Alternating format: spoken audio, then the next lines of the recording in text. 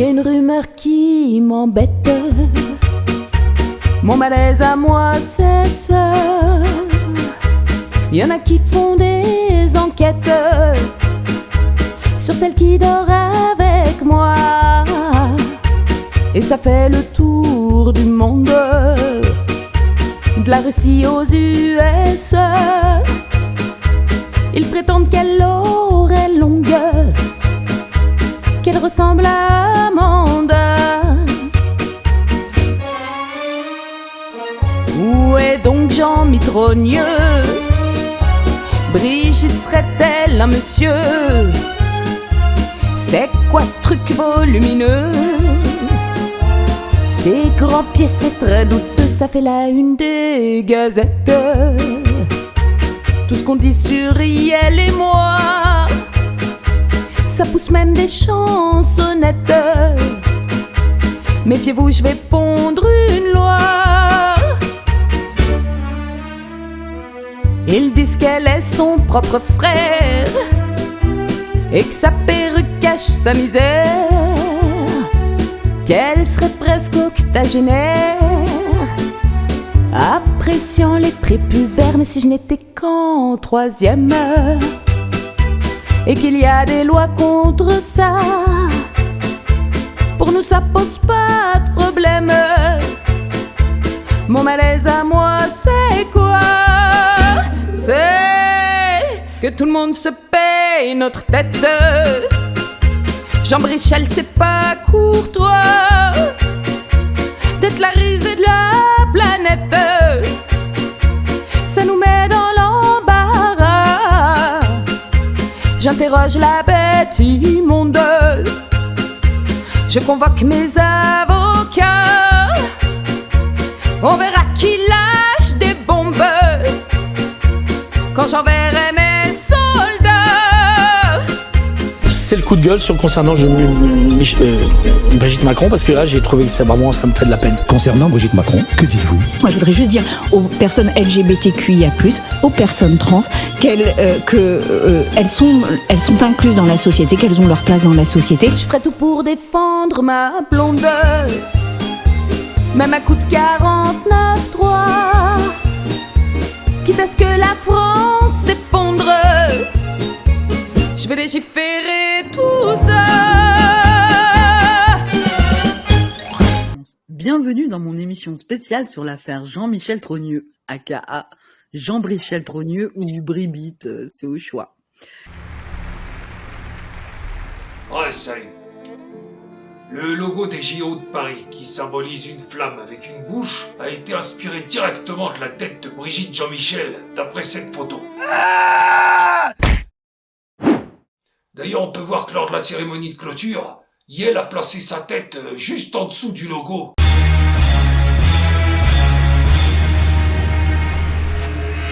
Vous cherchez quelqu'un, il me semble. Elle s'appelle Lorelai. Lorelai, je me demande à quoi elle ressemble, comme vous tous ici. J'en appelle à votre confiance. Les systèmes du Lorelai sont infaillibles. Esclave, horror, story, ping. Lorelai. Je suis super contente d'accueillir un panel d'invités incroyables pour discuter de cette affaire, où nous allons plonger dans la plainte pénale contre Yael, qui soulève de nombreuses questions et qui a des implications juridiques sérieuses. Nous avons le plaisir d'avoir mon merveilleux avocat, Philippe Fortabal-Abattu, avocat pénaliste et docteur en droit, que tout le monde connaît ici et qui défend cette plainte contre Yael. Bienvenue à toi, Philippe. Bonjour, merci de m'inviter encore. C'est un plaisir pour moi. Ensuite, le talentueux humoriste Dr à l'Ouest, de son petit nom Farid, avec qui on tape des barres et qui a plus de 95 500 abonnés sur sa chaîne YouTube. Allez vous abonner. Et il a une multitude de vidéos qui font rire et qui font réfléchir. Farid, bienvenue à toi. Merci. Ah, salut.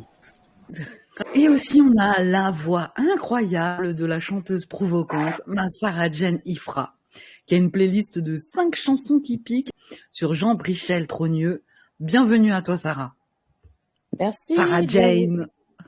Merci beaucoup. Ouais, Sarah Jane, c'est mieux. Oui. Excuse-moi. Donc alors, pour ceux qui n'ont pas suivi l'affaire, je propose que Farid, docteur à l'Ouest, nous fasse un petit résumé de l'affaire de Jean Brichel Trogneux. À toi, Farid. Revivez l'ascension d'Emmanuel Macron président. Voyez comment à 14 ans au collège, il rencontra Jean-Michel Trogneux qui, après sa transformation physique, devint Brigitte, sa prof de théâtre, puis sa femme. Voyez comment, parti de rien, grâce à Jacques Attali et à la Minc, il entra chez Rothschild puis devint millionnaire. Une fois devenu président, celui qu'on surnomme Jupiter put appliquer son programme. Parce que c'est notre projet. Revivez la fête de la musique qui marqua son entrée à l'Élysée.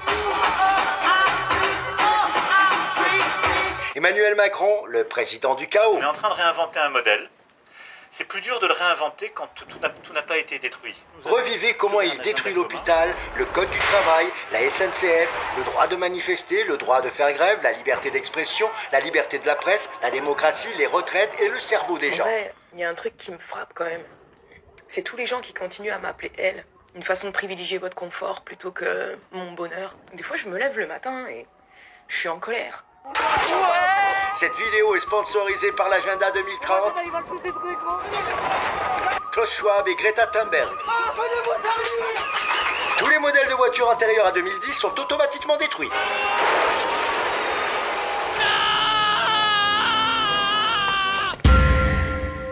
Donc, pour ceux qui n'ont pas suivi, Brigitte Macron, en fait Brigitte Trogneux à la base. Elle est née en 1945, avant Jésus-Christ. En fait, elle s'appelait Jean-Michel Trogneux déjà en ce temps-là, parce qu'on a retrouvé son portrait dans les grottes de Lascaux. Il paraît que même les Égyptiens, ils se sont inspirés d'elle pour embaumer leur momie.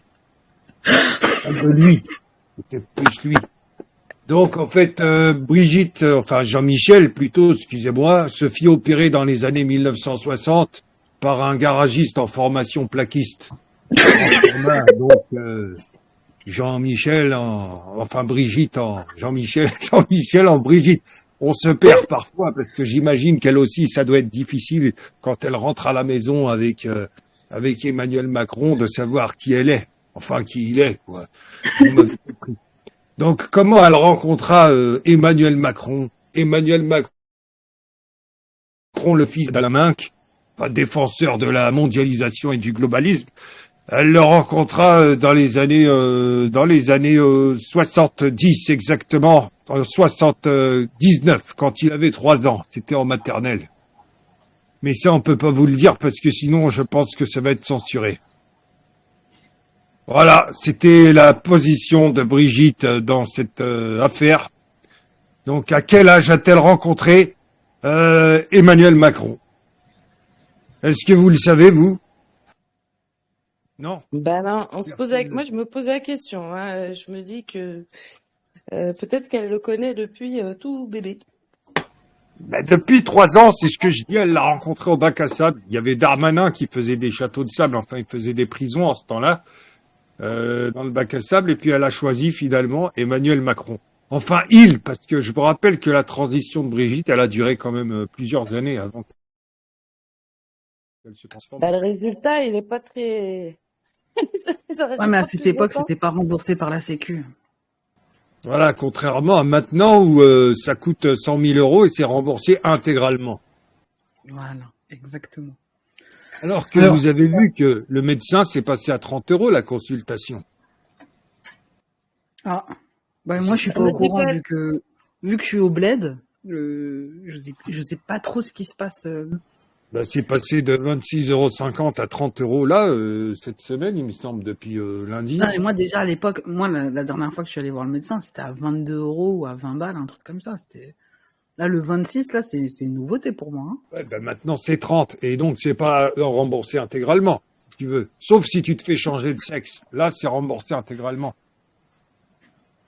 Si tu vas faire une consultation pour changer. Mais en revanche, les dents. Du coup, si tu veux te rembourser intégralement, est-ce que tu peux aller te faire soigner, par exemple, pour une rhinite ou une sinusite? et prétexter que tu voudrais changer de sexe, ça marche ou tu peux te faire rembourser ou... Il faut dire avant tout rendez-vous chez le médecin, que ce soit pour un rhume, un mal de dos, mal de crâne, enfin mal de dents, il faut dire que vous voulez changer de sexe. Voilà, c'est ça. Ce sera remboursé intégralement. Bah cool, merci pour le tuyau. Mais il faut faire attention, faut pas être imprudent, parce que si vous dites ouais je veux en rigolant et puis que vous arrivez là-bas, vous êtes anesthésié et puis après bon c'est trop tard quoi. Ah bah ça se fait pas du jour au lendemain à mon avis. Hein. Ouais.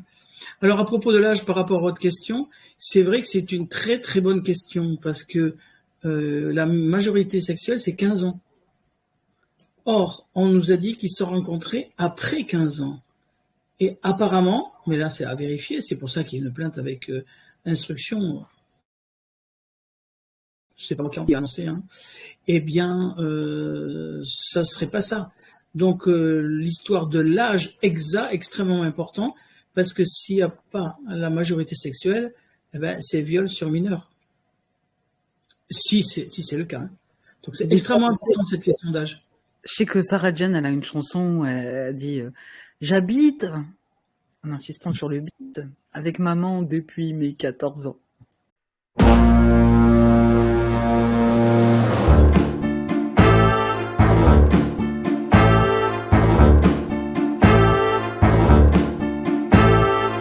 J'habite seule avec maman depuis que j'ai mes 14 ans. Nul besoin de château. Je suis l'objet de toutes moqueries, montages hideux et parodies. Je peux pas combattre. J'ai du mal à tout censurer. Y a trop de fadas pour dévoiler ma vie intime. Je joue, j'accule et j'inocule. Je fuis, j'enfouis mes tentacules. Je vous en fume. Oui, bah écoute, c'est ce qui se dit. Après, moi, j'invente rien. Hein. Je sais pas si c'est vrai ou pas. J'ai pas les preuves, mais en tout cas, on n'a pas les preuves que ce n'est pas vrai déjà. Peut-être que c'est même plus tôt que 14. Peut-être c'était 3 ans, peut-être avant, mais peut-être avant la. C'est ce que je me suis dit. C'est ce que je me suis dit, mais bon, je me suis dit on va rester prudent quand même, hein, parce que il y a beaucoup de garde à vue. Juste pour un tweet.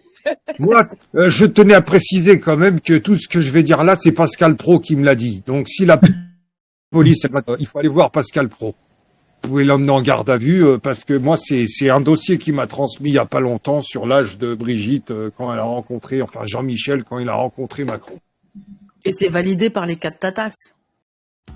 Ouais, salut. Je viens de voir parce qu'on a assassiné la vérité.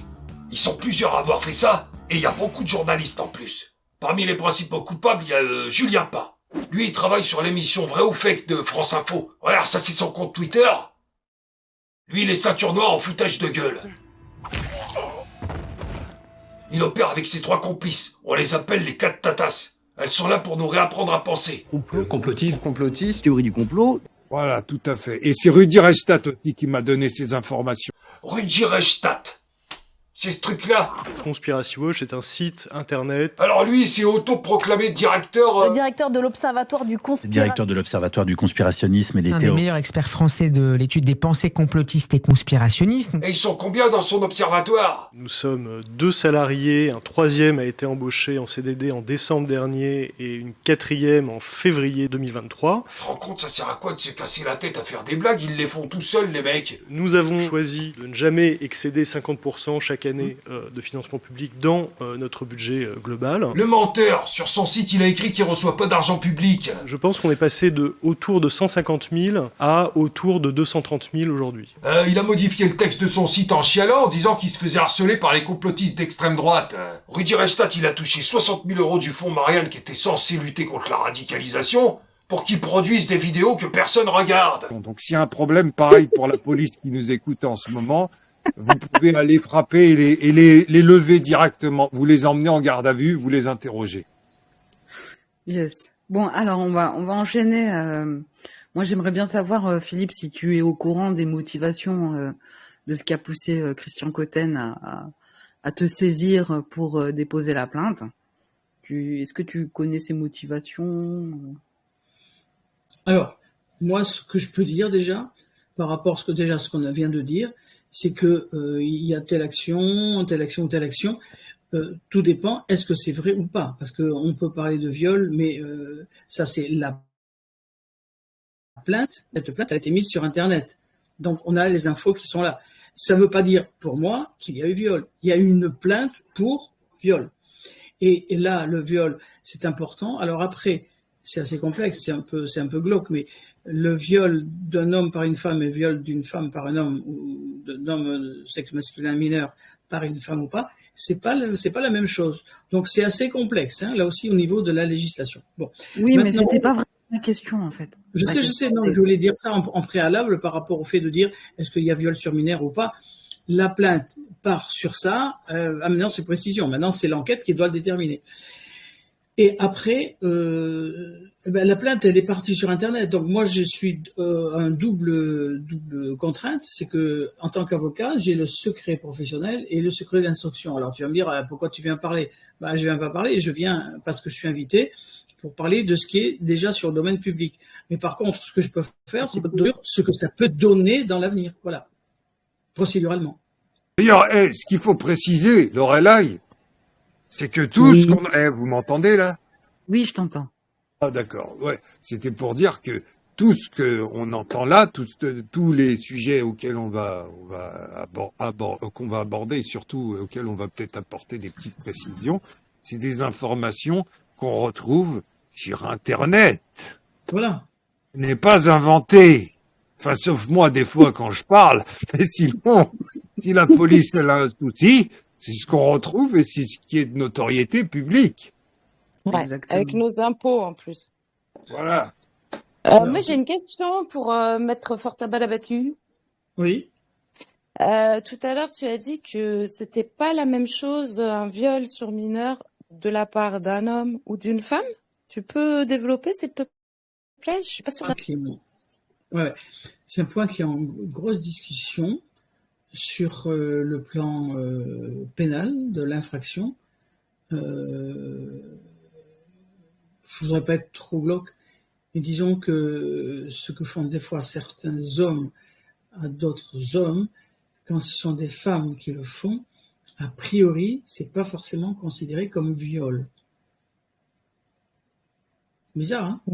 Déjà, la pédocriminalité, déjà, c'est pas un crime, c'est un délit. Non, même entre une femme majeure avec un homme majeur, la réalité de l'infraction de viol n'est pas pareille.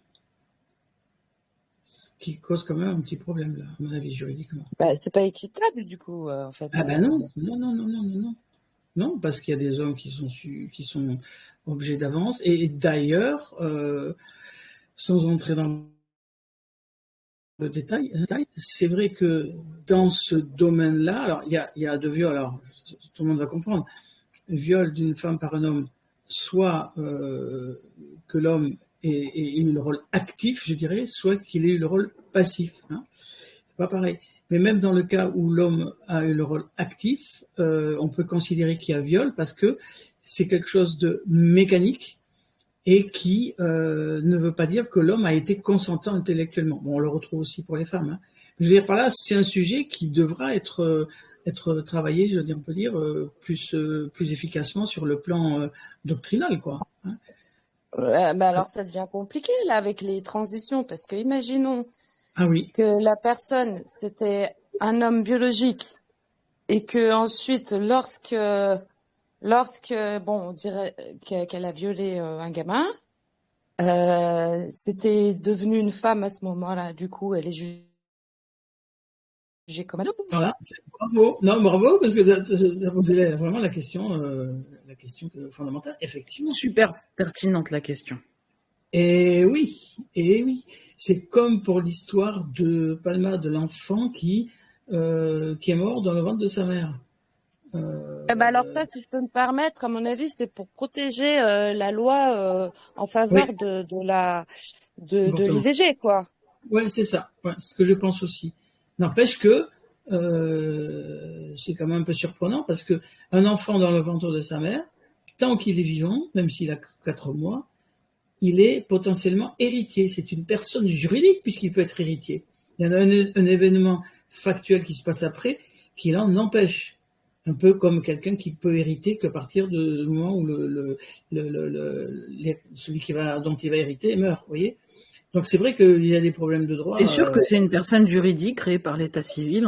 Alors ça va vous faire rebondir un petit peu ce que je vais vous dire, mais sur le plan de la religion catholique, considère que les juristes, les théologiens ne sont pas d'accord, que l'ange gardien intervient à un certain moment. Et l'ange gardien est affecté à cet être vivant. Ouais, chez nous aussi en islam. Tu confirmes, Farid? Au bout de 40 jours, non, quand je choisis. Oui, voilà, je sais qu'il y a un débat, mais donc au bout d'un certain temps, donc à partir du moment où il est affecté, ça prouve bien qu'il y a un être. Moi, je suis nul en philo et en théologie, donc je sais pas, mais le problème se pose vraiment, quoi. Comme pour l'affaire Palmade, et elle a très bien dit, ça. D'accord, donc on va enchaîner, Philippe. Oui. Si tu veux bien, parce que tu m'as pas donné quand même les motivations de Christian Cotten qui est à l'origine de la plainte, vu qu'il n'est pas là, on va enchaîner sur les motifs sérieux de cette plainte, tout en respectant le secret de l'instruction. L'instruction doit être respectée pour garantir que la procédure n'est pas de vice, même si je sais que tu as le tournevis avec la sainte décision de la Cour de justice de Saintes qui dit, alors ouvrez bien vos oreilles, qui dit que la loi française est inapplicable, bien qu'elle soit déclarée conforme à la Constitution. Brrr, ça c'est pas un missile Scud, ça c'est une vraie pépite juridique. Si tu veux en savoir plus, avoir le détail de toutes mes pépites juridiques, elles sont disponibles exclusivement dans mon laboratoire d'autodéfense judiciaire, esclavehorrorstory.fr. C'est la sagesse du non-consentement. Tu y trouveras toutes mes prods, pièces, preuves formelles, réelles et irréfutables. Mes lettres, contractuelles, PDF et bien plus encore pour faire tes guerres des petits papiers. Le savoir avant la pratique, investis sur toi-même parce que celui qui sait a autorité sur celui qui ne sait pas. Donc au plaisir de pouvoir te compter parmi ceux qui ne consentent pas. Non-consentement oblige, c'est la guerre des petits papiers. Et donc du coup, on a quoi comme motif de plainte? On a usurpation d'identité, crime de faux par représentant de l'État, atteinte sexuelle et viol sur mineur par personne ayant autorité, mariage illégal, usurpation de fonction, escroquerie au jugement. Donc moi je t'invite à développer si c'est possible. De quoi? Non, je croyais que tu étais en train de faire aussi les condamnations de Sarkozy. Bah oui, non, la prochaine fois, Sarkozy de Nagui de Boxa, les gens qui déjà lui, tu vois, il s'est présenté, enfin son nom n'a pas de sens en fait, c'est pas une véritable personne juridique, tu vois. Non mais vous savez, il y a beaucoup de problèmes comme ça. Moi j'avais fait une émission dans le temps. Ça m'a pas valu que des amis, mais peu importe. Marine Le Pen, elle n'existe pas, elle s'appelle Marion. Et comme c'est la marraine de Marion Maréchal, c'est bien pour ça que Marion Maréchal s'appelle Marion. Donc Marine Le Pen n'existe pas. C'est Marion Le Pen, voilà. Et de notre côté, Jean-Marie Le Pen non plus, il n'existe pas. Ça n'existe pas, c'est Jean Le Pen. Il a rajouté Marie quelque temps après. Tu vois, en fait, ils n'ont même pas le droit en principe, vu la loi 6 Fructidor de l'an 2, les actes doivent être écrits comme sur l'acte de naissance, en fait. Mais oui. C'est pour ça c'est une petite parenthèse. Hein. Ouais, mais c'est comme dans les actes de justice. Même Édith Cresson, qui était ministre, je crois que c'est pas son nom, Cresson. Ensuite, Madame Lebranchu. C'est pour ça qu'ils ont des fois des électeurs qui n'existent pas non plus.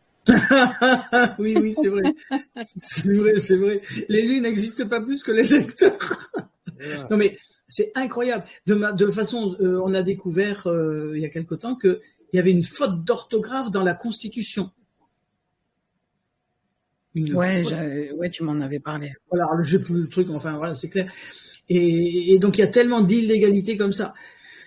Donc à partir du moment où on a des bugs comme ça, on peut se poser des questions et on est dans alors peut-être vous le savez sans doute certains, mais moi j'ai fait 2 livres là qui s'appellent pas de roi, pas de loi, et l'autre 12 preuves des irrégularités dans la République. Alors, Non, c'est pas irrégularité. En fait, Philippe, à chaque fois, tu te trompes. Je me plante.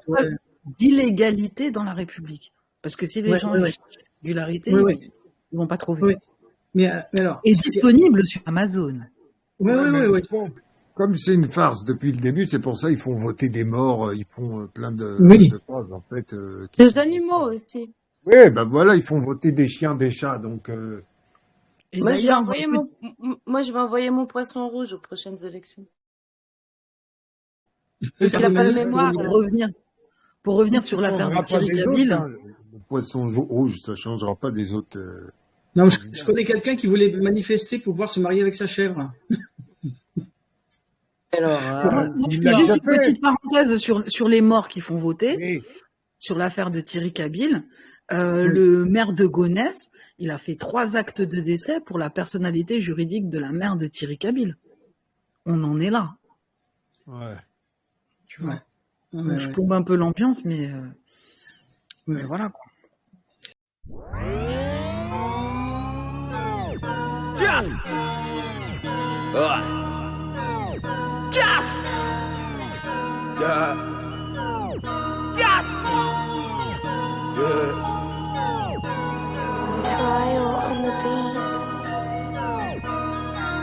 C'est bien nous à la manœuvre, c'est bien nous à la manœuvre, 9-5 à la manœuvre. C'est le 9-5 qui t'allume, qui t'élimine, et devant les murs, toi tu balises. C'est bien nous à la manœuvre, c'est bien nous à la manœuvre, 9-5 à la manœuvre. C'est le 9-5 qui t'allume, qui t'élimine, et devant les murs, toi tu balises. Donc alors reprenons. Philippe, tu peux nous dire quoi sur tous ces motifs de plainte au pénal? Eh bien, que quand on fait une plainte avec constitution de partie civile, il faut avoir des preuves. En tous les cas, si on n'a pas toutes les preuves, il faut faire un début de preuve. Et donc, avoir des éléments qui permettent de justifier qu'on demande une instruction. C'est pour ça qu'on va voir le juge d'instruction. Mais ici, c'est pour ça que tu m'as dit qu'on ne peut pas faire de citation directe. Et non, quand on fait une citation directe, qui est une action avec constitution de partie civile, mais pas pareil. Il faut avoir toutes les preuves. C'est-à-dire qu'il y a les témoins qui sont là, machin, clic, clac. Sinon, on perd le procès. Voilà. Même si c'est vrai, si on n'a pas toutes les preuves qui sont fournies en citation directe, on n'a pas de juge d'instruction qui rassemble les preuves et tout se passe à l'audience. Donc c'est pour ça que là, ce qu'a décidé Christian Cotten, c'est qu'il considère, et il l'a mis sur Internet, qu'il a tous les éléments de preuve qu'on peut retrouver, puisqu'il a lu et montré sa plainte sur Internet, et il demande que le juge d'instruction fasse des mesures complémentaires. Et ces mesures complémentaires, c'est, étant donné que lui, il dit que, eh bien, il faut que la justice vérifie, parce qu'on ne peut pas se faire justice soi-même. Alors là, par exemple, on a Christian Cotten qui ne sont pas secrets de l'instruction, qui sont extérieurs. Mais donc, pour savoir si vraiment il y a quelqu'un qui est de sexe X ou Y, on a par exemple des bases génétiques de détection de sexe, puisque les femmes c'est XX, les hommes c'est XY. Et il y a des marqueurs génétiques. Par exemple, les gènes, alors je suis un peu technique, mais pour montrer que c'est du sérieux qu'il a Christian Cotten, c'est le gène de l'amélogénine et les régions spécifiques du chromosome Y, c'est-à-dire SRY, l'OCI DYX. Ensuite, la différence de taille entre AMLX et AMLY. Donc tout ça, c'est aussi utilisé avec des méthodes de détection, avec des échantillons, et tout ça, c'est possible.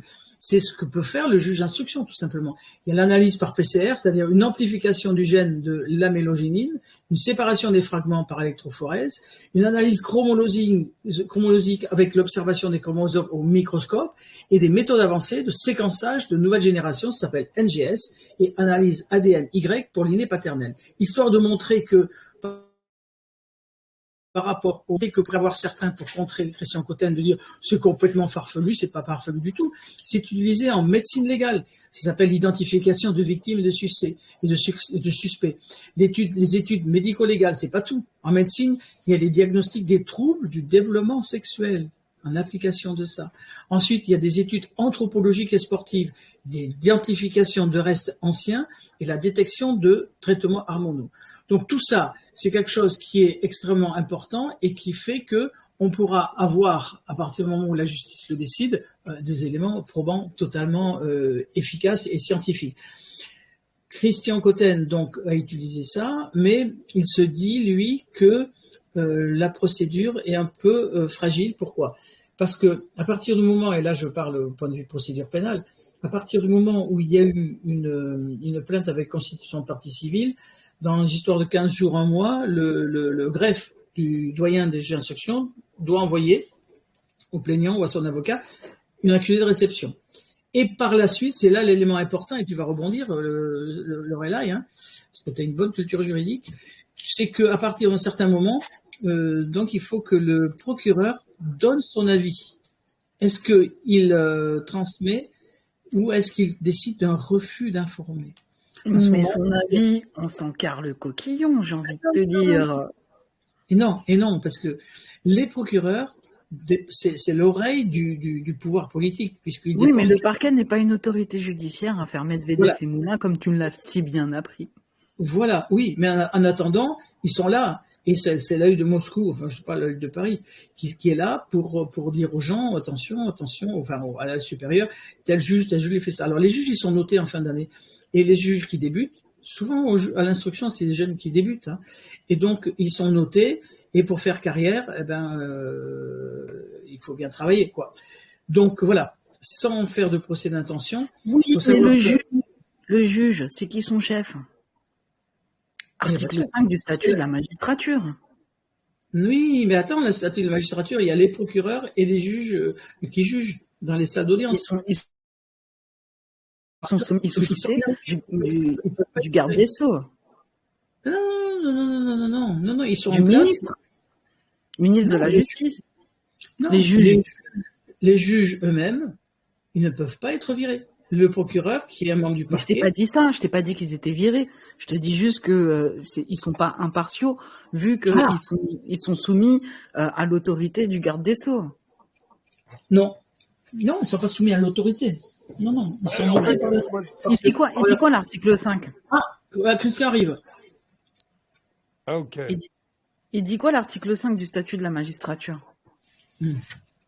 Alors voilà, Christian. L'article 5 du statut de la magistrature dit que les magistrats du parquet travaillent sous le contrôle de leur chef hiérarchique du ministère. Mais ça, c'est les procureurs.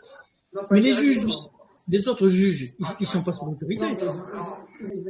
Voilà, Christian qui arrive.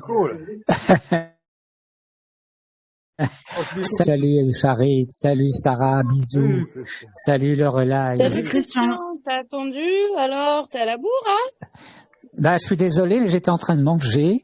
Et bref, enfin, je suis désolé, mais je vous aime quand même, je suis là. Okay. Et c'est moi qui ai prévenu tardivement, Cotten. Oui, c'est pas grave. C'est pas grave. Enfin, ça vous voilà, a permis de causer. Ça nous a permis de causer et puis de dire que Cotten, il est complètement fou et que ceci et que cela, donc tout va bien. Voilà. Alors, tu tombes très bien parce que on me demandait d'expliquer les éléments à partir desquels tu as porté plainte et les infractions. Tu seras plus à l'aise. J'arrive au bon moment. La question, c'était tes motivations sur qu'est-ce qui t'a poussé à faire cette plainte. Ce que j'ai expliqué déjà quelques fois ces derniers jours, moi j'ai un petit peu de mal avec le mensonge d'une façon générale. Bon. Et j'ai considéré que Française tout entière, l'État en particulier, depuis plusieurs années, fonctionnait dans le mensonge récurrent dans tous les domaines, notamment sanitaires, mais pas que. Et à partir de là, qu'est-ce que l'on peut observer ? C'est que l'on observe que le mensonge, il est tout en haut de la pyramide. Et une société ne peut pas fonctionner de manière saine dans le mensonge permanent. Donc, c'est mon job, moi, en tant que psychosociologue spécialisé dans le recadrage pédagogique du personnel de direction des institutions de la République, c'est mon job d'aller percer l'abcès. Donc, je suis allé percer l'abcès. Il est percé, là, maintenant. Il va juste falloir faire le ménage derrière, le nettoyage des métastases dans toute la société, dans tout le système étatique, en fait. Alors, sur quoi je me base ? En fait, on va pas se mentir, t'as vu, on connaît la commandanture. Oui. Est-ce que tu penses que cette plainte a de sérieuses probabilités d'aboutir ? même si elle est défendue par mon incroyable avocat et son collègue Fabrizio Nocera Giampaolo. Oui. Donc d'ailleurs, pourquoi avoir sollicité Fabrizio, qui lui plaide en Italie? Bah ça, c'est Philippe qui va répondre, mais moi, je vais tout de suite donner mon accord parce que c'est intéressant psychologiquement, en termes d'image, en termes purement marketing et communication. C'est intéressant d'avoir des avocats étrangers. On a même évoqué avec Philippe l'idée d'aller chercher un avocat russe, par exemple. Bon, ça peut être intéressant. On connaît la commandanture, comme tu dis, et on sait très bien qu'ils sont capables de tout faire pour empêcher que cette plainte aboutisse. Mais, le contexte politique du jour actuel est très intéressant dans le sens où Macron commence à être lâché par le journal Le Monde. C'est pas rien si Le Monde commence à le lâcher en reprenant des discours de Attal qui fait fuiter des propos tenus par Macron. Ça commence à devenir drôle. Bayrou n'est pas un pédocriminel, contrairement à beaucoup d'autres, parce que c'est un catho de chez catho.com, du fin fond de la Gascogne ou genre. Et Bayrou est capable de tout en matière de je plante un coup de couteau dans le dos de mon copain. Donc, qu'est-ce qui veut se passer avec Bayrou? Quel est le chantage que Bayrou a exercé sur Macron pour obliger Macron à le nommer Premier ministre? Est-ce que c'est simplement j'ai 30 députés que je vais t'enlever de Renaissance? Ou est-ce que si tu ne me nommes pas Premier ministre, je parle de Jean-Michel? J'en sais rien. Donc je pars du principe qu'il y a dans la magistrature des gens relativement intelligents qui sont capables de sentir le vent tourner. C'est Darmanin qui vient d'être nommé ministre de la Justice. J'ai pas suivi en fait. Il vient de constituer le gouvernement là. Oui, ça y est, c'est fait. Ah, ouais, le salaud, il avait dit. À ce soir, c'était fait. Il y a Darmanin, il y a Elisabeth Borne à l'Éducation nationale, il y a Valls à l'Outre-mer. Enfin, c'est un gars. Non. Si. Ouais, tu m'as prouvé la soirée. Putain. J'étais venu, franchement, on était bien, et là, tu dis Valls qui revient. Je suis désolé, Paris. Et alors, attends, il revient à l'Outre-mer. Ça veut dire qu'il revient pour Mayotte, pour la Réunion, pour la Guadeloupe, enfin les Antilles, la Guyane, enfin l'Outre-mer, quoi. Ouais. Ah oui, non, c'est une blague. Et donc, comment j'ai fabriqué ma plainte? Je suis parti du réel, objectivable et mesurable, usurpation d'identité. Usurpation d'identité, qu'est-ce qu'a... En fait, je me suis appuyé sur les enquêtes purement journalistiques. Donc, si je reviens au fond de la plainte, usurpation d'identité, elle est fondée sur une comparaison entre une certaine Véronique transsexuelle en 1977 qui raconte sa vie et sa transition, et lorsqu'on compare la voix de cette femme ou de cet homme avec celle de monsieur Jean-Michel Trogneux usurpant l'identité de madame Macron, de madame Brigitte Trogneux, épouse Macron, c'est la même voix. Et une voix, c'est quasiment la même chose qu'une empreinte digitale. Il n'y a pas deux personnes. Les mêmes gestes. Pardon, excuse-moi de te couper, Christian. Elle fait les mêmes gestes aussi. Hein. Moi, j'ai fait une transposition, j'ai vu une vidéo que j'ai réutilisée, que j'ai mis dans mon clip Jean-Michel, je crois. Jean-Michel, entends-tu les rumeurs qui circulent à propos de ta sœur? This is crazy. Et te taire est pris comme un aveu. Ou n'es-tu pas conscient des enjeux? Volatilisé, où es-tu? Vas-y, paye ton selfie. Yeah. On veut vérifier quelques petits détails sur ta vie. Oh, Jean-Mi, fais voir ton minois. On trouve ça bizarre que tu ne joues pas le grand jeu. Bien sûr, la scène à son secours, ça ferait taire tous les bruits qui courent. Et pas qu'en France, tu pourrais lui sauver la face.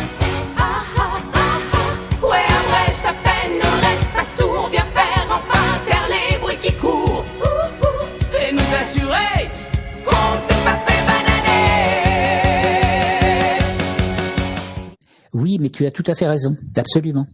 C'est la même silhouette, bien que la vidéo soit floutée, on a quand même une silhouette. C'est la même silhouette que Brigitte, enfin prétendue Brigitte. C'est les mêmes gestes.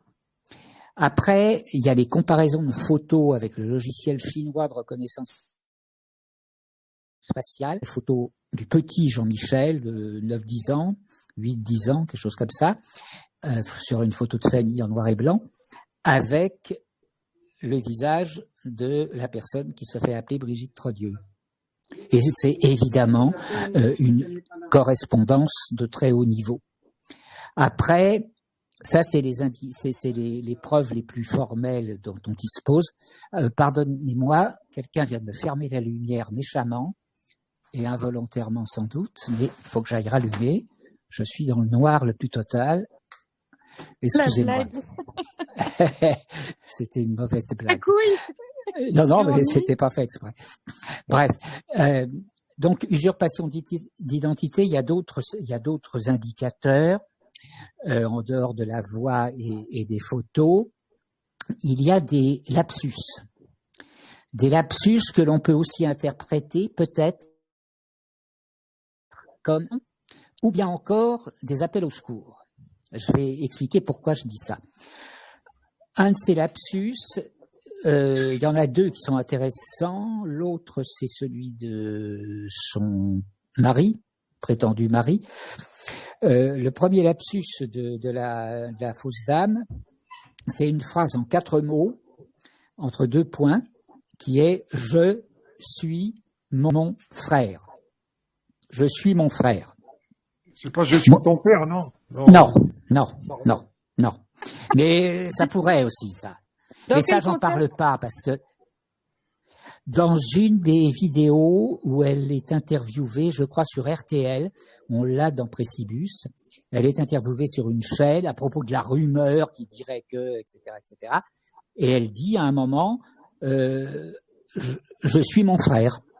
Moi, j'ai 2 sœurs, enfin, je suis capable de prononcer la même phrase en disant je suis ma sœur. Il y a un truc qui va pas, quoi. Donc ça, pour moi, c'est un lapsus révélateur. C'était pas le verbe suivre. C'était vraiment le verbe être. Non. C'est je suis mon frère. Non, parce que le contexte, elle explique que la rumeur publique l'amène à cette phrase-là, et que c'est pas de sa faute d'ailleurs si elle la prononce elle-même. Enfin, non, c'est je suis du verbe être. Ça, c'est clair. Alors ça, c'est un premier lapsus. Après, il y a les lapsus des seins. Je considère quelque part que ce sont des lapsus parce que qu'elle ne s'aperçoive pas qu'elle a un sein qui tombe de 20 cm, il y a un truc qui va pas, quoi. En robe blanche, on a une photo d'elle en robe blanche, on a une autre photo en costume gris à rayures. Mais Sarah Jane aussi, elle l'a mis dans ses clips, ça. Pardon. Alors, moi j'aimerais. J'ai dit Sarah Jane, elle l'a mis dans son... J'aimerais intervenir là-dessus parce que bon, quand même, cette bonne femme, elle a des moyens puisque, enfin voilà, c'est nous qu'on la paye, comme dirait l'autre. Comment, avec les moyens qu'ils ont, ils peuvent réussir à ne pas avoir un soutif correct. Enfin, c'est pas fait exprès. Je comprends pas là, moi, le délire des nichons de travers. Pour moi, il y a un mélange de provocation sur le principe on vous emmerde, un mélange de lapsus lié à un malaise, parce que j'explique ça à la fin de ma petite vidéo, où je dis que je fais un cadeau à Jean-Michel Trogneux, parce qu'il va mourir, peut-être que dans 10 ans ou dans 20 ans, mais il court vers sa mort à 80 balais. Et mourir dans le mensonge, c'est une malédiction pour une âme humaine. Donc, je lui rends service en l'aidant à sortir du mensonge. Pardon, Sarah? Je disais croyant, parce que sinon... Enfin bon, je dis ça, j'en sais rien. Non, mais à mon avis, pour eux, après la mort, il n'y a plus rien, on s'est mangé par les vers. Ça se discute, mon point de vue, évidemment. Non, mais c'est des satanistes. T'as signé pour vendre Alcatel, t'as signé pour vendre Alstom, t'as signé avec BlackRock, t'as même signé avec Satan. Ouais, mais c'est les enfants de Satan. Comment il s'appelle le mec qui est pour l'éternité, la vie éternelle, mais Laurent Alexandre, tu sais ce qui va. Ah là là. Ou même elles sont intégrées elles sont uploadées dans un cloud, tu vois. En gros, les Oui, transhumanistes, eh ben, ça veut dire que Jean-Michel, elle existera toujours, tu vois. oui, de ce point de vue. C'est pas bête, c'est pas bête. On n'est pas débarrassé. Et donc, le problème de Jean-Michel, de mon point de vue, quelque part, c'est le même problème qu'un enfant qui est pris la main dans le pot de confiture et qui va dire à ses parents, je n'ai pas mis la main dans le pot de confiture, d'ailleurs, il n'y a pas de confiture, d'ailleurs, il n'y a pas de pot et j'ai pas de main. Et puis qui va passer des heures, voire des jours, à confirmer que non, il n'a pas mis la main dans le pot de confiture. Et quelque part, c'est un enfermement psychique dont certains êtres humains n'arrivent pas à sortir. Pardon, Lorelai ? C'est de la mythomanie. Ça ressemble. Et donc. La schizophrénie, peut-être aussi. Enfin bon, bref, après, on n'est pas dans sa tête. On n'est pas psy. Mais... Non, on n'est pas dans sa tête. Mais pour moi, c'est. Il faut juger les actes, en fait. C'est des indicateurs de quelque chose. Ah, mais ce que je veux dire, il n'y a pas besoin d'être dans sa tête pour voir qu'il y a un sacré bordel, quand même. Oh, punaise, oui, c'est clair. C'est clair, j'ai tout à fait raison. Après, il y a un élément fort également, qui est que Alain Béran, Xavier Poussard et Lionel Labosse sont extrêmement affirmatifs depuis plus de 2 ans par écrit sur Internet. Brigitte Macron-Trogneux. Et aucun n'a été poursuivi en diffamation. La seule qui a été poursuivie... Christian, excuse-moi, je vais juste te couper 2 secondes. Question, je t'en prie. Question de réalisation du programme. Oui. Est-ce que tu peux baisser un petit peu ta caméra? Parce que là, on voit que ton crâne d'œuf. Ah merde, désolé. Voilà, c'est mieux comme ça? Oui, j'ai un crâne d'œuf, t'as raison. Nickel. Ouais, et donc, je disais que la seule personne qui a été poursuivie en diffamation, c'est Natacha Ray. Mais en fait, c'est une escroquerie au jugement, cette histoire. On va y revenir après. Natacha n'a pas été condamnée pour avoir dit Brigitte, c'est Jean-Michel. Elle a été condamnée sur une queue de cerise, un détail de quelque chose qu'elle aurait dit dans une de ses vidéos, mais qui n'a rien à voir avec le vrai message de fond sur l'usurpation d'identité. En réalité, elle n'a jamais pu poursuivre, ou il n'a jamais pu poursuivre quiconque en diffamation, parce que c'est du réel et qu'il le sait. Et c'est ce qui explique aussi, évidemment, que lorsqu'il est allé au tribunal de la 17e correctionnelle au mois de juin, et puis septembre après, pour le rendu, évidemment, il n'était que représenté par un avocat, mais il n'était pas présent, ni l'un ni l'autre. Donc, on a bien une usurpation d'identité, ce qui veut dire qu'il y a forcément des faux qui ont été commis par des agents de l'État.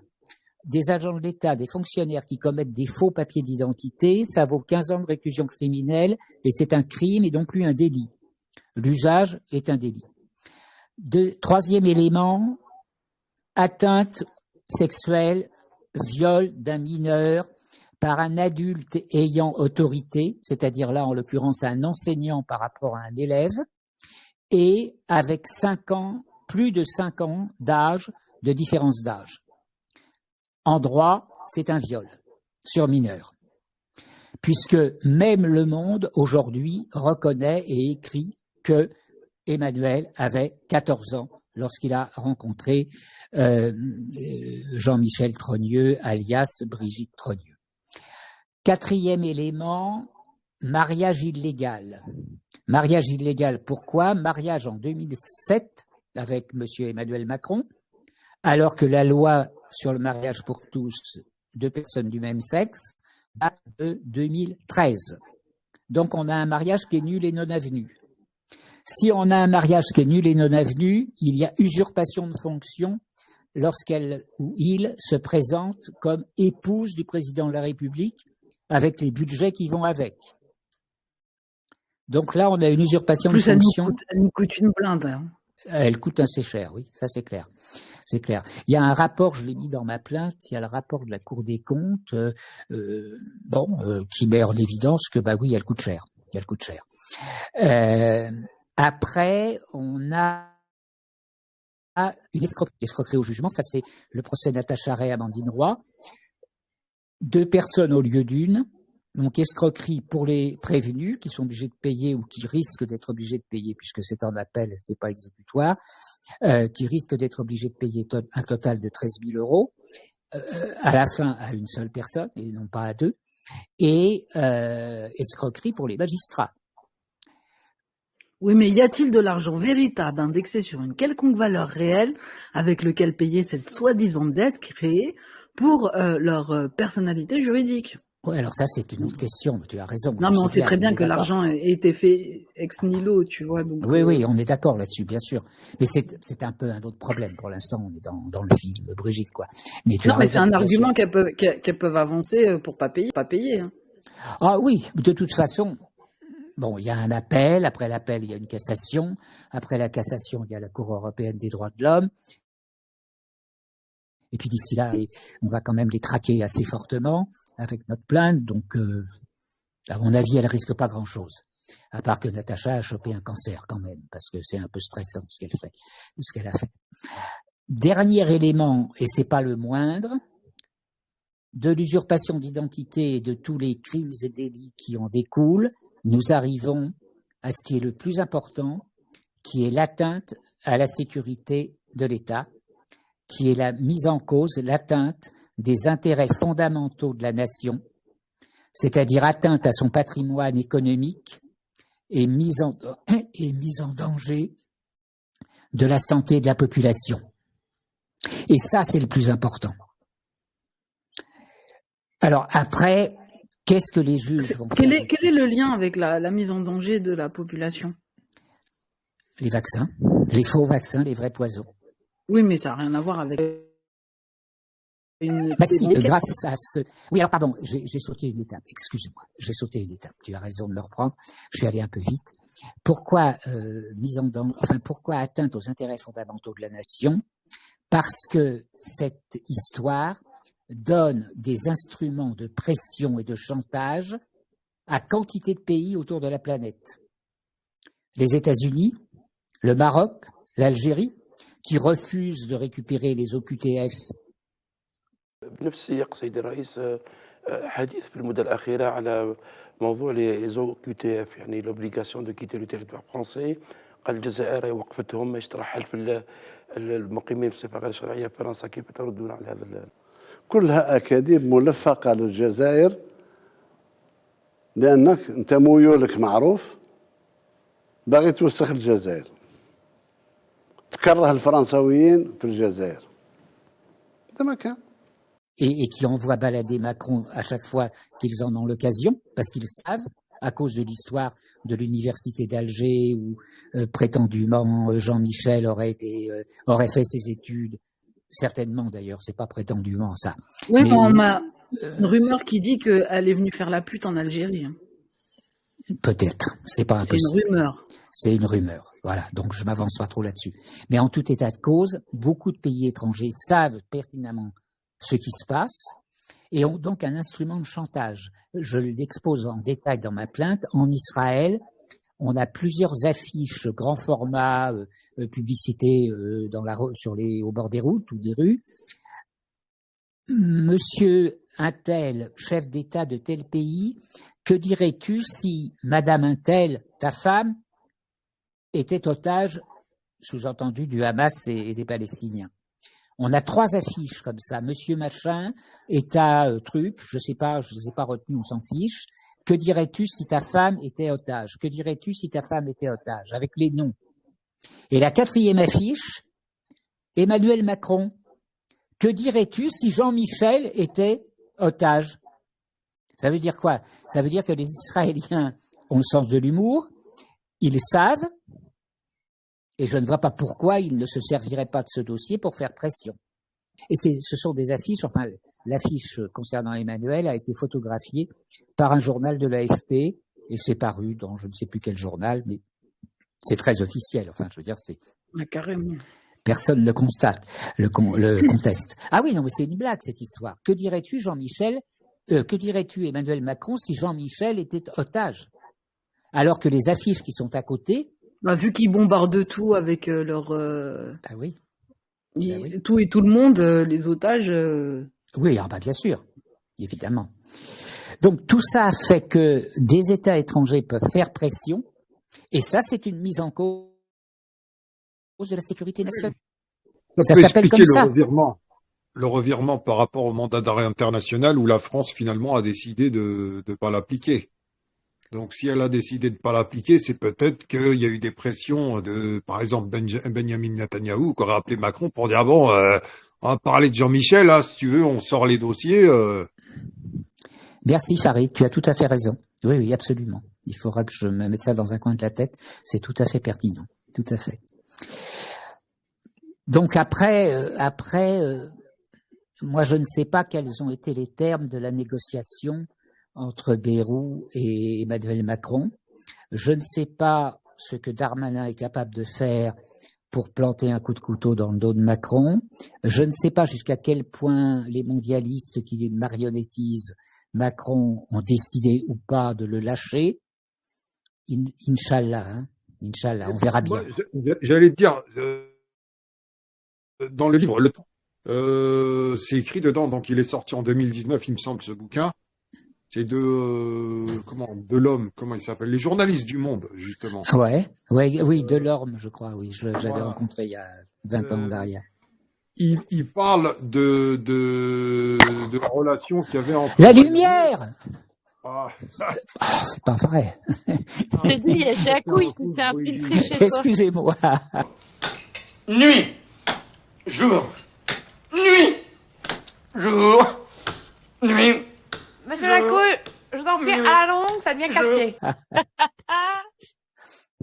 Je disais, en fait, dans ce livre, il parle de la relation entre Brigitte et Bayrou, c'est-à-dire que c'est des proches. Donc c'est pour ça qu'il était rentré la première fois dans le premier gouvernement, déjà, Bayrou.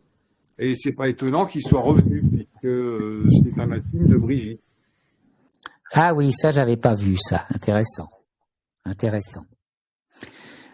J'ai fait un peu les comptes ce soir, quand je compte TikTok, Twitter, YouTube, et puis les autres, Facebook, etc. Ouais. On a largement dépassé, Twitter, je crois, on a dépassé les 500 000 vues. Alors évidemment, c'est pas 500 000 personnes qui ont vu toute la vidéo, mais elle est au moins passée devant leurs yeux. J'ai envoyé à Lorelai l'affiche dans Israël et sur le Hamas. Je t'ai envoyé sur Signal, hein, Lorelai. Ok, merci, c'est gentil. Très bien, très bien. Moi, je pense que là, on devrait passer sur Philippe, sur comment il va faire pour que qu'il y ait une enquête concrète et qu'on les mette tous en tôle, quoi, éternellement. Philippe. Oui, donc ce que ça va devenir.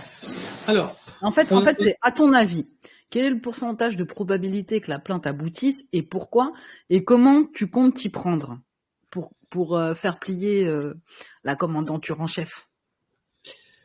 Alors d'abord, moi, je ne dis jamais ce qu'on va pouvoir gagner dans un procès, parce que ça dépend de beaucoup de choses. Deuxièmement, ce que je dis, c'est que sur le papier, on a raison ou pas, d'accord? Et troisièmement, dans cette affaire-là, on a tellement de paramètres que c'est très compliqué, et ça me permet de te dire que je peux pas dire, mais par contre, je peux te dire ce qu'on va faire. Et là, dans les éléments, les armes qu'on a, on a Christian Cotten qui sait de tout quoi il parle, et qui donne au juge d'instruction assez d'éléments du dossier pour pouvoir demander à ce que la justice fasse son travail sur la base du droit à un procès et en particulier du droit à une procédure équitable, c'est-à-dire que le droit à avoir un procès.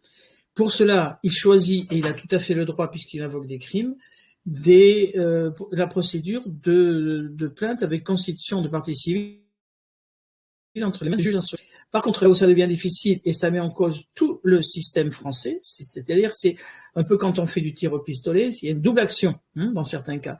C'est-à-dire que, pour ce dossier-là, on a de quoi, mais en plus, c'est un excellentissime cas de figure pour la question du procès équitable en France, avec un statut des procureurs de la République qui est à tel point visé que la Cour européenne a dit que les procureurs n'étaient pas des autorités judiciaires dans 2 arrêts très importants, Moulin et Medvedev. Donc on va sortir l'affaire Medvedev et autres contre la France. On va aller à la page 23. Et donc là, tu peux lire: force est cependant de constater que le procureur de la République n'est pas une autorité judiciaire au sens que la jurisprudence de la Cour donne à cette notion, comme le soulignent les requérants. Il lui manque en particulier l'indépendance à l'égard du pouvoir exécutif pour pouvoir être ainsi qualifié. Maintenant, je vais te sortir le dossier de l'affaire Moulin contre la France. Requête numéro 37104/06. On va descendre jusqu'à la page 22. Et là, tu peux lire: dans ce cadre, la Cour considère que, du fait de leur statut ainsi rappelé, les membres du ministère public en France ne remplissent pas l'exigence d'indépendance à l'égard de l'exécutif, qui, selon une jurisprudence constante, compte au même titre que l'impartialité parmi les garanties inhérentes à la notion autonome de magistrat au sens de l'article 5, alinéa 3. Après ce que tu viens de lire, tu comprends bien que le procureur et tout le parquet n'est pas une autorité judiciaire. C'est rentré dans ta tête, tu la comprends, tu la prends, tu comprends pas, bah tu la remets. Tu la comprends, tu la prends, tu comprends pas, bah tu la remets. Tu la comprends, tu la prends, tu comprends pas, bah tu la remets. Et en plus que la base textuelle, c'est l'article 5 du statut des magistrats qui dit que les magistrats, en gros, ils doivent obéir au ministre, et le ministre, il obéit au Premier ministre et il obéit au président. D'accord ? Bah, c'est ce que je te disais tout à l'heure. Exactement. Donc, comment peut-on avoir des certitudes de procès? Je dis pas que ça ne le sera pas. Je dis comment on peut avoir des certitudes. C'est difficile. Ça dépend du procureur. Ça dépend. Non, c'est pas des certitudes. Moi, je veux juste un pourcentage de probabilité. Parce non, qu'on bah, n'est moi, jamais sûr de tu vois, on n'est jamais Mais- sûr de rien. Non, moi je te donnerai pas de certitude de probabilité. Par contre, je peux te dire que la guerre, ça se fait avec tout. Et là, dans cette arme, Christian Cotten a bien expliqué qu'il y avait le contexte politique actuel qui était quand même bien favorable, parce qu'il semblerait que dans la population, il y a pas mal de gens qui ne veulent pas. Ensuite, sans se préjuger d'une idée pour l'un ou pour l'autre, il faut quand même considérer que pas mal de gens au parti de Le Pen et au parti de Mélenchon voudraient une dissolution, voudraient une démission de Macron pour pouvoir se présenter, parce qu'ils sont, a priori, d'après les commentateurs, les seuls qui soient prêts à présenter leur candidat. Bon. Les autres partis, LR, socialistes, sont pas prêts. Une lutte d'influence entre les deux.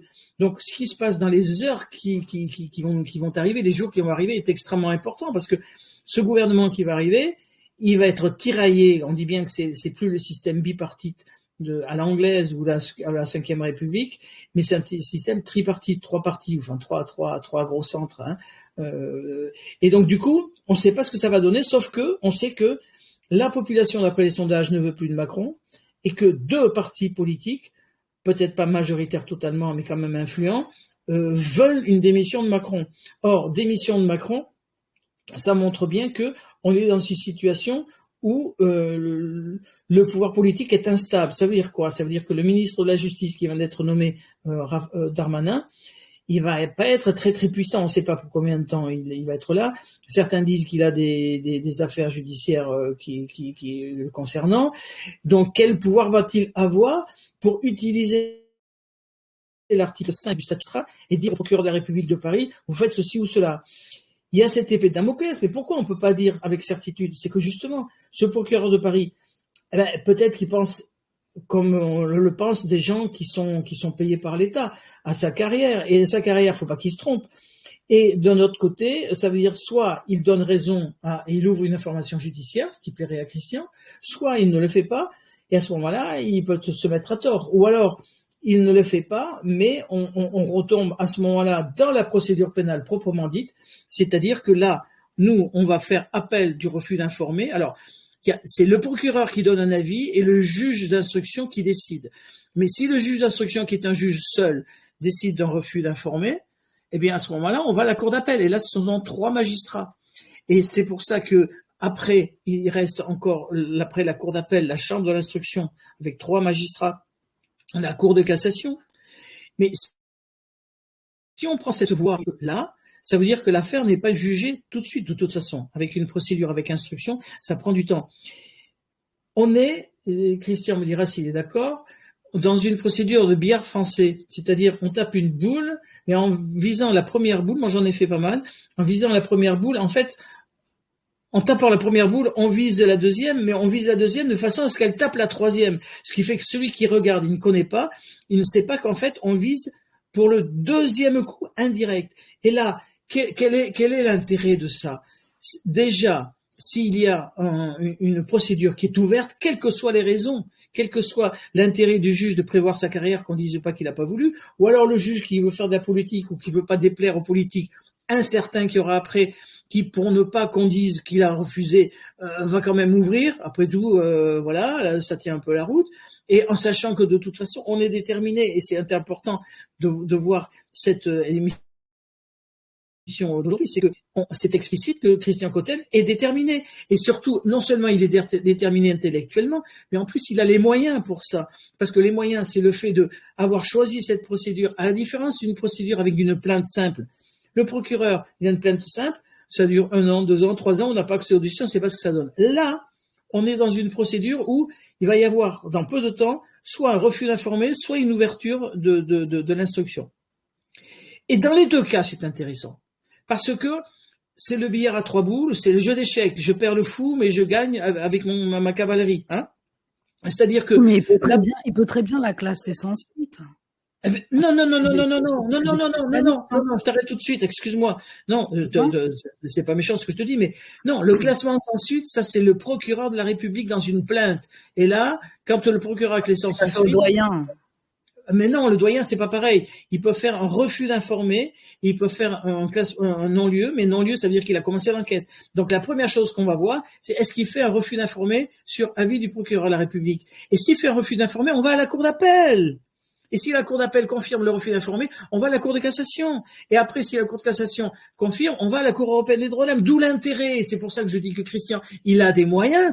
Il a un avocat qui est spécialiste des droits de l'homme, puisque Fabricio Nucera, que tu connais et que Christian connaît, qu'on connaît depuis l'affaire Kabyle aussi, que tu connais aussi et que tu as vu à Madrid, qui est un avocat international, qui est avocat non seulement à Rome, mais à Madrid, et tu sais bien que toute l'Amérique latine, elle regarde ce qui se passe à Madrid. Bon, et en plus, il est au comité des droits de l'homme qui travaille avec l'ONU en particulier. Bon, et donc, ça veut dire que Christian Cotten, il n'est pas démuni. Il aura fait un piège. Alors après, qu'est-ce qu'ils vont essayer de faire pour contrer ce piège?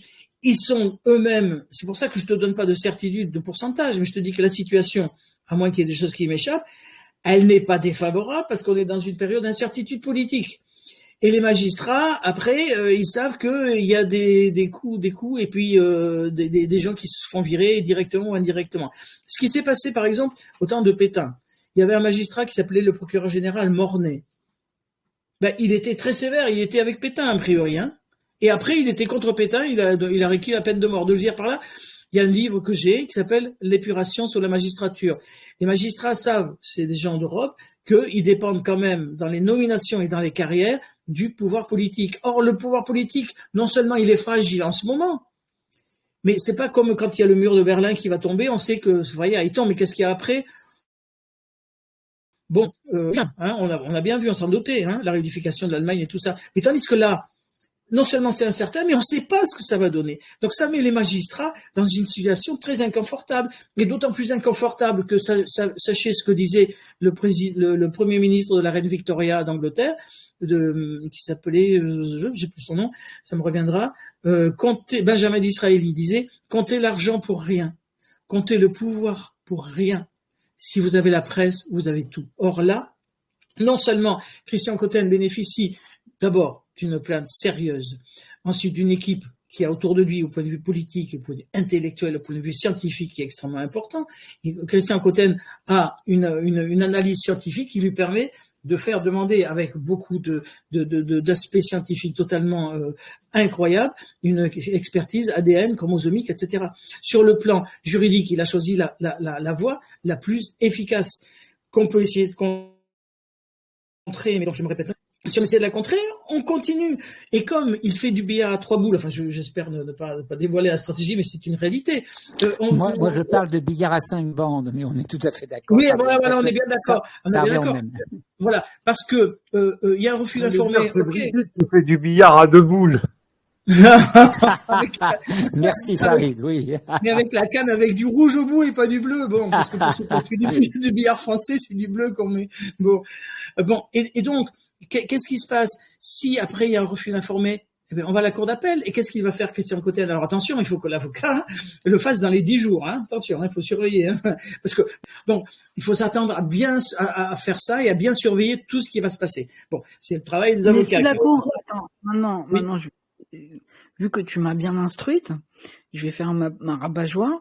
Et si la Cour de cassation te balance un 1014 article, je recommence, l'article L 1014.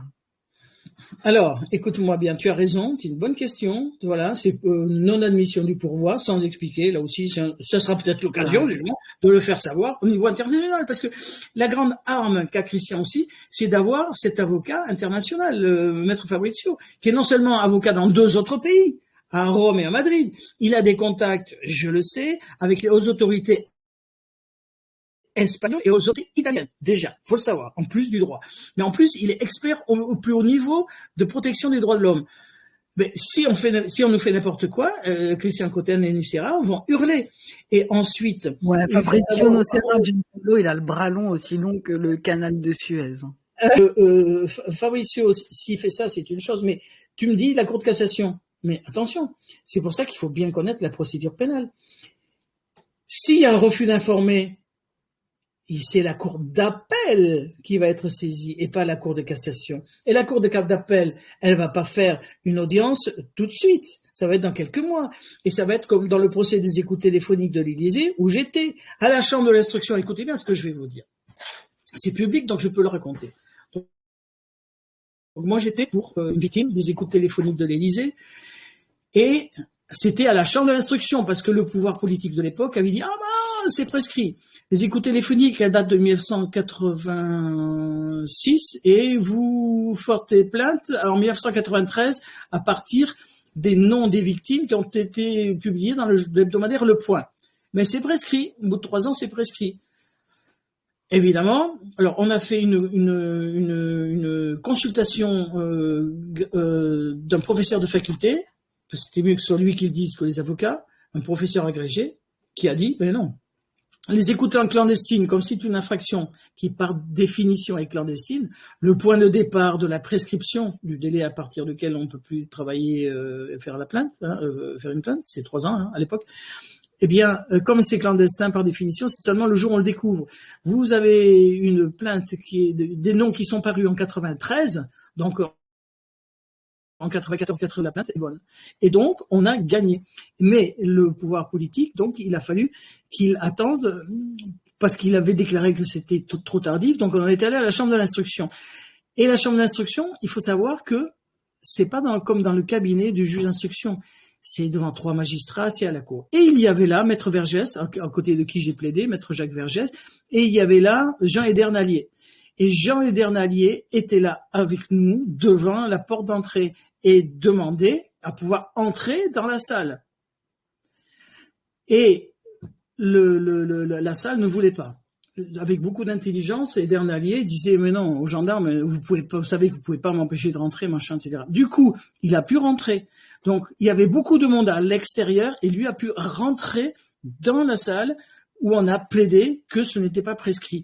Donc tout ça, ça prend du temps, mais c'est vrai que quand c'est une affaire devant le juge d'instruction, il faut monter dans des assez particuliers avec des verrous, machin, etc., au tribunal de Paris, tandis que pour la cour d'appel, la chambre d'instruction, il peut y avoir du monde qui attend. Et si, comme on peut en parler aussi, il peut y avoir beaucoup de victimes qui se présentent, qui veulent être aussi partie civile, ça fait beaucoup de monde. Et quand il y a beaucoup de monde, ça peut faire des choses qui sont intéressantes pour la presse. Et on revient à la parole de Benjamin Disraeli, comptez l'argent pour rien, comptez le pouvoir pour rien. Si vous avez la presse, vous avez tout. Et alors ça veut dire quoi? C'est que ça prend du temps après, le temps que la Chambre de l'instruction prenne sa décision. Et c'est seulement après que la Cour de cassation sera saisie. Mais en attendant, on en a a priori pour 6 mois. Et qu'est-ce qui va se passer pendant 6 mois? C'est le moment où la presse peut prendre dans l'affaire.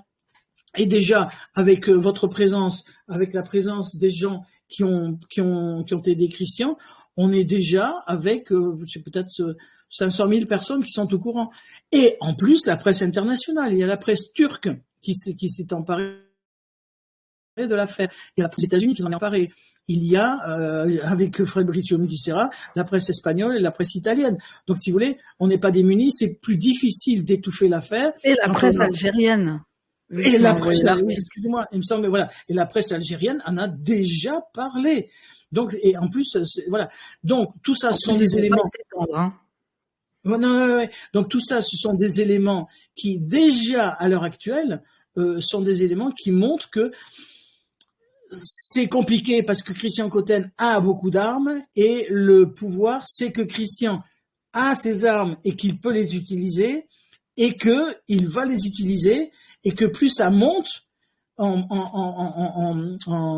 degré de juridiction, cour d'appel, cour de cassation, cour internationale, et plus ça permet de faire savoir d'une sorte de feuilleton auquel les gens s'intéressent de plus en plus dans le contexte actuel. Ensuite, il y a, comme tu disais tout à l'heure, il y a cette sanction du tribunal de Saintes qui permet de faire un contrôle de conventionnalité.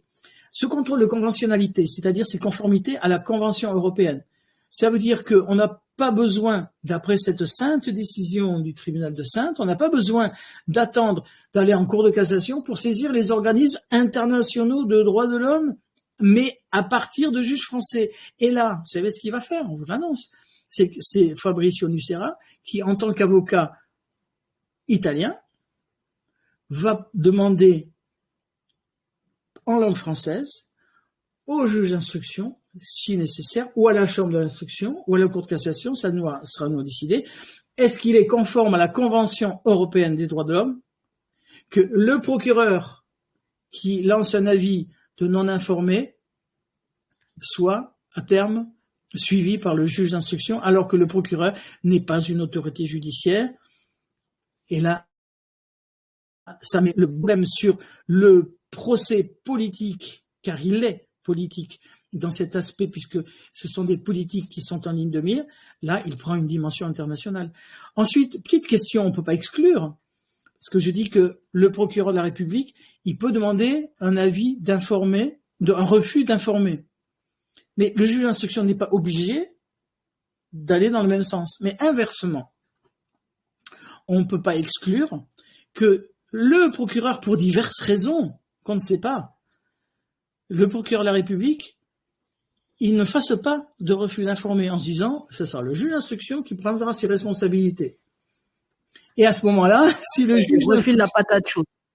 Oui, mais alors à ce moment-là, si le juge d'instruction, il a deux solutions, soit il rend un refus d'informer, et à ce moment-là, Christian et ses relais internationaux de droits de l'homme ou politiques ou médiatiques vont hurler en disant alors que le procureur, sur demande du ministre, ne fait pas de refus d'informer, c'est un petit juge d'instruction qui fait ça. Bien sûr, ça va aller à la cour d'appel. Donc, je crois que, à moins qu'il y ait des éléments qui nous aient échappé, eh bien, Christian a planté le truc pour l'avenir. On ne peut plus rien faire. Quoi qu'il arrive à Christian et à ses avocats, l'affaire, elle est lancée.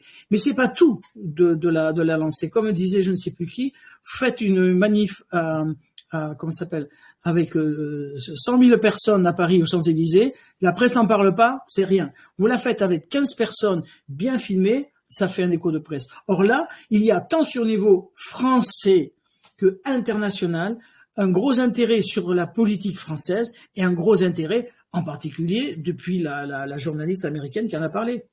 Et puis quand même en langue française le média arabe. J'ai beaucoup parlé, excusez-moi, hein, mais je voulais bien définir ça. J'ai reçu ce soir une première ébauche d'une traduction en anglais de la plainte. Je vais la faire relire par un ami qui est franco-new-yorkais et qui vérifiera la traduction. Et on va la faire circuler évidemment un peu de partout, notamment aux États-Unis, mais pas que. On anticipe des traductions en italien, en espagnol, en allemand, en arabe, et je vais chercher quelqu'un pour me faire une traduction en russe. Mais en fait, t'as pas à te prendre la tête, Christian. Pour plusieurs semaines de médiatisation de cette plainte. Moi, je ne vais évidemment pas lâcher. Je vais faire monter la pression, ça c'est clair. Donc oui, je te disais, en fait, pour les traductions, t'as pas trop à te prendre la tête. Moi, je viens de déposer une plainte en Algérie. Je l'ai traduite en arabe avec... Bon, j'ai pas d'action chez eux, ni rien du tout.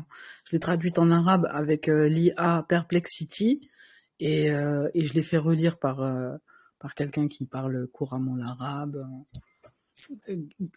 Enfin, tu vois, qui travaillait dans l'administration et tout. Il m'a dit que ma plainte, elle était nickel. Donc tes plaintes, tu peux les traduire dans toutes les langues avec cette IA. T'as pas besoin de Pierre-Paul Jacques, en fait. Perplexity, c'est ça, tu dis? Ouais, Perplexity. Ah oui, alors ça peut être intéressant de la faire traduire effectivement dans ces langues, et ensuite de la montrer à des spécialistes de cette langue qui vont dire ça va ou ça va. Ils ont juste à relire, tu vois. Oui, okay, parce que en fait, la technique, c'est tu mets ta plainte, après tu demandes à Perplexity de te la traduire dans la langue que tu veux, et après tu demandes qu'il te retraduise ce qu'il a traduit. D'accord. Pour qu'il y ait le sens et l'essence. C'est ça. Alors après, moi, après on peut voir, j'ai du contact en Russie, en Chine, en langue turque aussi. Donc, je veux dire par là, c'est intéressant. Après, ce que peut faire le pouvoir, ce que c'est une tendance de vouloir faire les pouvoirs politiques dans ces cas-là, c'est sortir des dossiers sur les gens qui sortent les plaintes. Faire ce qu'ils veulent. Fondamentalement, ça m'indiffère profondément parce que je suis blindé par rapport à ça depuis des décennies. Et puis deux, comme je leur dis souvent, dans l'insulte, le dénigrement, le vomi sur les autres, à la fin, on ne fait jamais que parler de soi-même. Donc, bon vent, les mecs. Bon vent. Oui. Et d'autre part, se poser la question, mais on a les réponses, du fait que Christian soit suivi dans sa plainte par d'autres personnes. Alors là, je vais vous dire comment ça se passe. Quand on fait une plainte, ça s'appelle une plainte par voie d'action. Et quand une personne a fait une plainte par voie d'action et qu'elle est acceptée par le doyen des juges d'instruction, d'autres personnes peuvent y venir par voie d'action, mais à ce moment-là, il faut qu'ils versent une consignation, mais ils peuvent y venir par voie d'intervention. Mais pour ça, par voie d'intervention, il faut qu'ils y soient le procureur de la République. Mais à ce moment-là, ok, ils vont aller voir le procureur de la République pour expliquer pourquoi, et le procureur de la République prendra une décision, 2 décisions, 3 décisions, 5, 10, 15 décisions, 100 000 décisions de refus d'intégrer les gens par voie d'intervention. Et si la presse en parle, on se dira, ah, quand même, il y a Christian Cotten qui est déjà dans la plainte, il y a 150 personnes qui se sont portées plainte et qui le démontrent. Et voilà leur modèle sur Internet, choses comme ça. Et on leur est refusé. Et on revient sur le truc du billard à 5 boules, quoi. Alors, en fait, on va continuer parce que au-delà de la plainte, Sarah Jane, elle a travaillé sur l'affaire avec ses musiques atypiques et qui piquent. Sarah Jane, t'es toujours là? Ouais, je suis là, je vous écoute avec attention. Donc en fait, Sarah Jane, t'as une playlist sur ta chaîne YouTube qui s'appelle Sarah Jane Ifra, intitulée Jean Brichel. Ouais, alors c'est bien. Attends, avec une playlist. C'est bien que tu le dises parce que les gens ils vont pas voir dans l'onglet playlist, ils y pensent pas. Ouais, avec le tube Mon malaise à moi, la parodie de Mon manège à moi de Edith Piaf. Elle a fait à peu près combien de vues celle-là? Voilà, je peux pas te dire parce qu'elle a été piratée. Je ne sais combien de fois c'est sur Twitter, Telegram, Facebook. Il y a plein de comptes qui l'ont. Mais ça, c'est un tube. Oh là là. Ouais, je pense que c'est un de mes plus gros tubes avec Conquistador et Passe Pas. C'est celles qui ont été les plus relayées, quoi. Ouais. Tu es pas à la SACEM? Si, bien sûr, je suis à la SACEM, mais la SACEM, ils te rémunèrent pas sur les plateformes des réseaux sociaux. Donc du coup, en fait, Sarah Jane, dans ta playlist, hormis la vidéo là que j'ai mis au tout début de l'émission, t'as fait un autre son aussi qui cartonne bien également. Jean-Michel. Ouais, voilà, celle-là. Donc Oui. c'est une parodie de Johnny Hallyday. Gabriel, ouais. Bon. Feu Johnny Hallyday, bon moi c'est pas trop ma came, mais franchement là tu l'as sublimé le truc. Écoute, je pense que les gens ont aimé parce que le clip est quand même drôle. Ils m'ont vu me déguiser, chose que je faisais pas avant. Donc c'était une nouveauté aussi.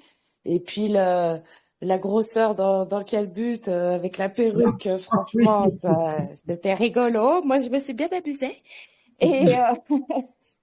Et puis non, puis il faut reconnaître elle est bien, elle colle bien à la musique. Enfin voilà quoi, je me suis pas reposée tout de suite pour faire le texte, les chœurs. Il y a du boulot sur cette chanson, elle est longue en plus. Hein. Je l'ai rallongée, j'ai fait des arrangements. Bon. Ouais Jean-Michel, pourquoi tant de pudeur? Ne nous laisse pas sur ton répondeur. Tu alimentes les maux et les tourments de la jolie femme du président. Oh, viens te représenter, ça lèverait tous les doutes sur Bri-Bri. Et si tu te montrais plus qu'un frère, tu serais son messie. Tu serais l'élément qui nous ferait taire. C'est à cause de ton silence que la Brigitte Franchet vient sur la scène à son secours. Ça ferait taire tous les bruits qui courent. Et pas qu'en France, tu pourrais lui sauver la face. Ouais, abrège ta peine, ne reste pas sourd. Viens faire enfin taire les bruits qui courent. Et nous assurer qu'on s'est pas fait bananer. Et nous assurer qu'on s'est pas fait bananer. Oui, viens nous prouver qu'on s'est pas fait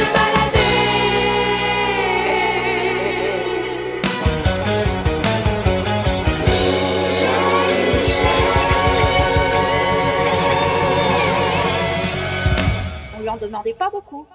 Donc c'est un petit succès mérité et j'aime beaucoup la chanter en live parce que elle fait rire, les gens dansent. D'ailleurs Christian, il peut en témoigner parce que il était là lors d'un de mes concerts à Paris. Et Farid aussi. Et Farid aussi, exactement. D'ailleurs, merci Farid encore pour la sonorisation et la lumière. Pas de problème, merci à toi d'être venu. Ah, ben c'est chouette en tout cas d'être épaulé. Franchement, la solidarité entre artistes est assez rare, donc quand elle est là, on l'apprécie vraiment. Et donc c'est une chanson quand même qui fait bouger, qui donne la patate, qui est drôle. Et puis tu vois, il y a pas de méchanceté moi dans ce que j'écris. Comme disait Farid tout à l'heure, faut rester factuel. Bon, ben moi je reste factuel dans cette chanson. Je pose des questions. Je dis où il est Jean-Michel en fait? Pourquoi tu te caches? Ramène ta prise quoi. Voilà, c'est tout hein. Donc après. On m'a dit comme ça, mais fais gaffe, tu devrais te calmer pendant un moment, il y a des gardes à vue. Plus de 30 personnes en garde à vue, là, récemment, tu sais, pour cyberharcèlement sur Madame Brigitte Macron. La susnommée, on peut le dire, c'est Pardon, c'est parti tout seul, c'est bon côté taquin. Et du coup... moi j'ai dit mais attends qu'est-ce qu'ils vont me faire en fait? Une garde à vue pour quoi comment? Parce que je fais des chansons? C'est une blague ou quoi? Je pose une question, j'ai le droit de poser une question, j'ai le droit de m'amuser, j'ai le droit d'aller dans la dérision. Bon après c'est vrai que ça m'a quand même donné à réfléchir. Je me suis dit peut-être que j'utiliserai plus ces photos ou tu vois les vidéos pour les mettre dans mes clips. Oui, parce qu'il faut rappeler que tu fais tout toute seule. Ouais, je fais tout toute seule. Donc, j'ai pas montage, forcément. chercher les images. Ouais, et j'ai pas forcément le bon recul. Je m'excuse, je vais faire couler de l'eau 2 minutes parce que je me suis sali les mains et là, c'est pas possible. J'ai mis de... Bref. Il y a qu'un Et seul donc, clip que t'as pas fait, c'est celui de Blablabla. ouais, c'est toi qui l'as fait.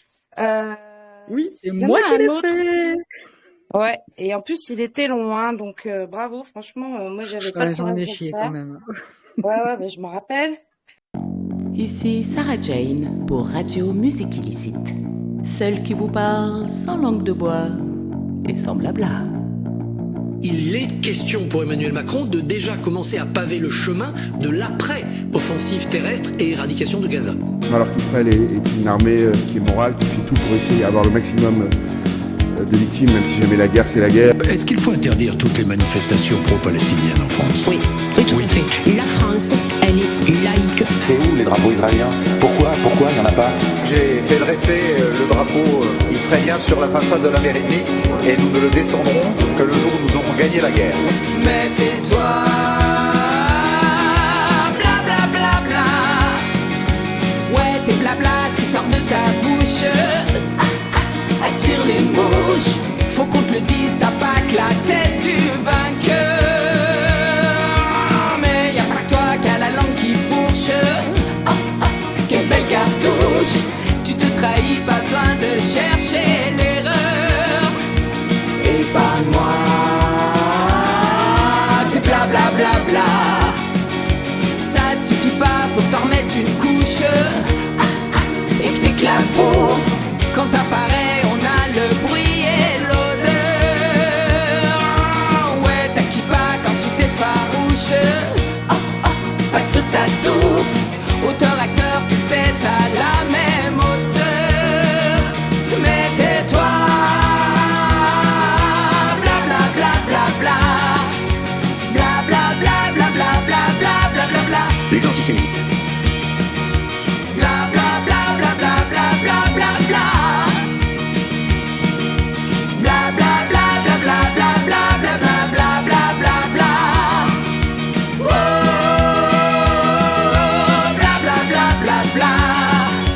Faudrait pas nous prendre pour des demeurés. Non, non, non, non. On voit bien quel camp est oppressé. Des gens qu'on empêche de fuir pour mieux les faire mourir. Tout ça pour se construire un empire. Ouais. Et bon, bref, tout ça pour dire que, bon, moi, je continue, là, je suis sur une autre, là. Ah oui, alors quel va être ton prochain succès? Inch'Allah. Bah, j'ose pas le dire, parce que t'es bien Mais au non. courant qu'il y a des gens qui te coupent l'herbe sous le pied, c'est leur petit plaisir. Hein? Ah oui, quand tu vas là, dans le potager, là, les carottes, les courgettes. Non, il vaut mieux pas le dire, non. Non, mais elle a Non, compris non. de qui je parle. Je vais pas le dire parce que franchement, je pense que c'est une très bonne idée, drôle en plus, et je suis même étonnée que personne n'y ait pensé encore avant. Donc là, moi, quand je l'y ai pensé, j'ai éclaté de rire. Donc, mais de toute façon, moi, j'ai prévu de la balancer le 30 ou le 31 décembre. Ah ouais, bien. Ouais, parce que je voudrais que les gens, c'est un peu mon cadeau de fin d'année, quoi. J'ai envie que les gens s'amusent dessus, qu'ils puissent chanter et s'amuser dessus pour le jour de l'an. Et puis voilà, ça s'appelle clôturer l'année en beauté. Voilà. D'ailleurs, Christian, j'espère que tu relayeras ma chanson, hein. Il n'y a pas de souci. Oui, bien sûr. Oui, bien sûr. Ah, bah, ça fait plaisir. Oui, Parce que franchement, je suis en permanence un peu en retard sur des relais divers qu'on me demande de faire, mais je fais le plus vite que je peux. Oui, bien sûr. Bien sûr. ok, ben, en plus, là, franchement, je suis fatiguée. Depuis un petit moment, je bosse dessus. Comment te dire? J'en ai un peu marre. J'arrive plus à dormir parce qu'elle tourne en boucle dans ma tête. Ah, c'est ça? Bah oui, parce que quand tu fais le montage vidéo, tu sais, c'est à la seconde près, tu reviens, tu machines, et puis bon, j'ai pas un matériel hyper sophistiqué, donc j'ai des bugs, je suis obligée de changer ceci, refaire cela. Ce qui fait que, bah, voilà, en boucle. Bon, l'avantage, c'est que tu repères tous les petits défauts Mais Ouais. du coup, l'inconvénient, c'est qu'après, tu retouches tous les petits défauts et t'as jamais fini, quoi. C'est ça, c'est ça. Je sais ce que c'est, ça. Je sais ce que c'est. Je travaille beaucoup là-dessus. Pas toujours. Ouais, à qui le dis-tu sur les montages vidéo Ouais, mais du coup, moi, ça me fait retoucher carrément la voix, quoi. Et d'ailleurs, on a l'expert des montages vidéo, hein, parce que franchement, Farid, tes montages sont extraordinairement bien faits. Ton Ouais, intégration dans les films avec qui tu Ouais, parles, grave. tu parles avec des héros des films, tu les fais parler. Franchement, c'est Ah oui, extraordinairement moi je bien suis fait. très admiratif de ce que fait Farid en termes de montage. Moi, je suis douée quand même en montage Ah oui, vidéo, ça me ouais. l'a raconté, Ah ouais, mais je suis ah ouais. une petite crotte de nez à côté de toi. Hein. Ouais, salut. Ouais, je suis en train de vous dire qu'on s'est foutu de vos gueules depuis le début avec ces élections. Fallait faire barrage aux extrêmes. Ah, Mbappé, il a dit il faut pas voter les extrêmes. bon, ce qu'on va faire, on va reprendre les choses dans l'ordre, ok? Il y a eu les élections européennes qui ont placé Bardella en tête. Et c'est pour ça que Macron, il a dissous l'Assemblée. Je dissous donc ce soir l'Assemblée nationale. Ben non, mais tout le monde, c'est comme la musique. Quand tu te mets, après tu manges un logiciel, tu vas tout faire pour essayer de le maîtriser un petit peu. Moi, c'est After Effects et du coup, bah, après, tout à l'heure, on parlait du fond vert avant qu'on commence l'émission avec Sarah Jane. En fait, moi, le fond vert, j'ai mis un moment pour maîtriser, mais maintenant, j'ai pigé à peu près comment t'éclaires, comment tu fais tes réglages sur le logiciel. C'est avec le temps, avec la pratique que ça vient, quoi. Non, mais After Effects, c'est point par point, c'est encore plus précis que quand tu fais un montage vidéo, tu vois. C'est précis, c'est chiant. Mais après, il te faut des bons outils, tu vois. Au départ, j'ai commencé comme tout le monde avec Windows Movie Maker. Ah oui, d'accord. Un truc de merde. Ouais, comme tu dis, comme tout le monde, moi aussi. Ouais, moi aussi, ouais. Il y a 15 ans, tu vois, et puis après, bah, forcément, fallait évoluer. Et je suis passé à Adobe Premiere, Final Cut. Et puis là, je vais changer encore. Je vais passer sur DaVinci Resolve parce que les bugs sur Adobe, ça m'énerve. Après, tu vas encore augmenter le level. Ouais. Ah ouais. En fait, Et donc, en parlant de tes vidéos, mon Farid, Farid, Dr. Al-Ouest, il y a plusieurs de tes vidéos, comme Chaos vers le futur, Réélection, Travesti Code, Brigitte et la bombe atomique. À chaque fois, Brigitte, elle s'en prend plein la gueule. Et à chaque fois, moi, je tape des barres. Parce que pour moi, t'as vu, t'es le meilleur, en fait. T'es le meilleur humoriste. Ouais, merci. Donc, c'est sympa. Tu me diras combien je te dois. Hein. non, franchement, c'est moi qui suis endetté envers toi, là, à l'heure actuelle. Parce que au-delà d'être un super humoriste, t'as vraiment un cœur blanc. Tu vois, Ah, ça, c'est important. Je confirme. T'es un mec en or 24 carats. Je dis, Farid, Dr. Al-Ouest, est un homme en or 24 carats. Mais il est solidaire, quoi. Et puis bon, moi je sais qu'il avait quand même été vachement solidaire avec les soignants suspendus. Il avait donné une belle recette. Ah ouais.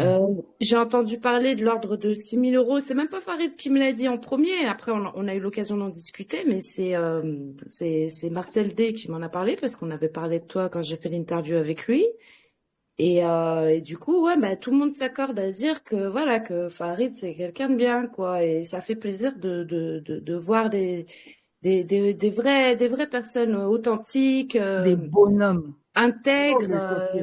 Quand tu peux aider des gens, bah, tu le fais. Moi, je me pose pas la question. Après, en fait, si tu veux, c'est que dans nos milieux, bon, tu vas pas forcément attendre la même chose des autres. D'ailleurs, faut rien attendre, quoi. Mais que ce soit dans le milieu artistique, la chanson, le sketch, c'est, tu vois, pour trouver des lieux pour pouvoir se produire, bah, personnellement, moi, il y a personne qui m'a filé des contacts, tu vois.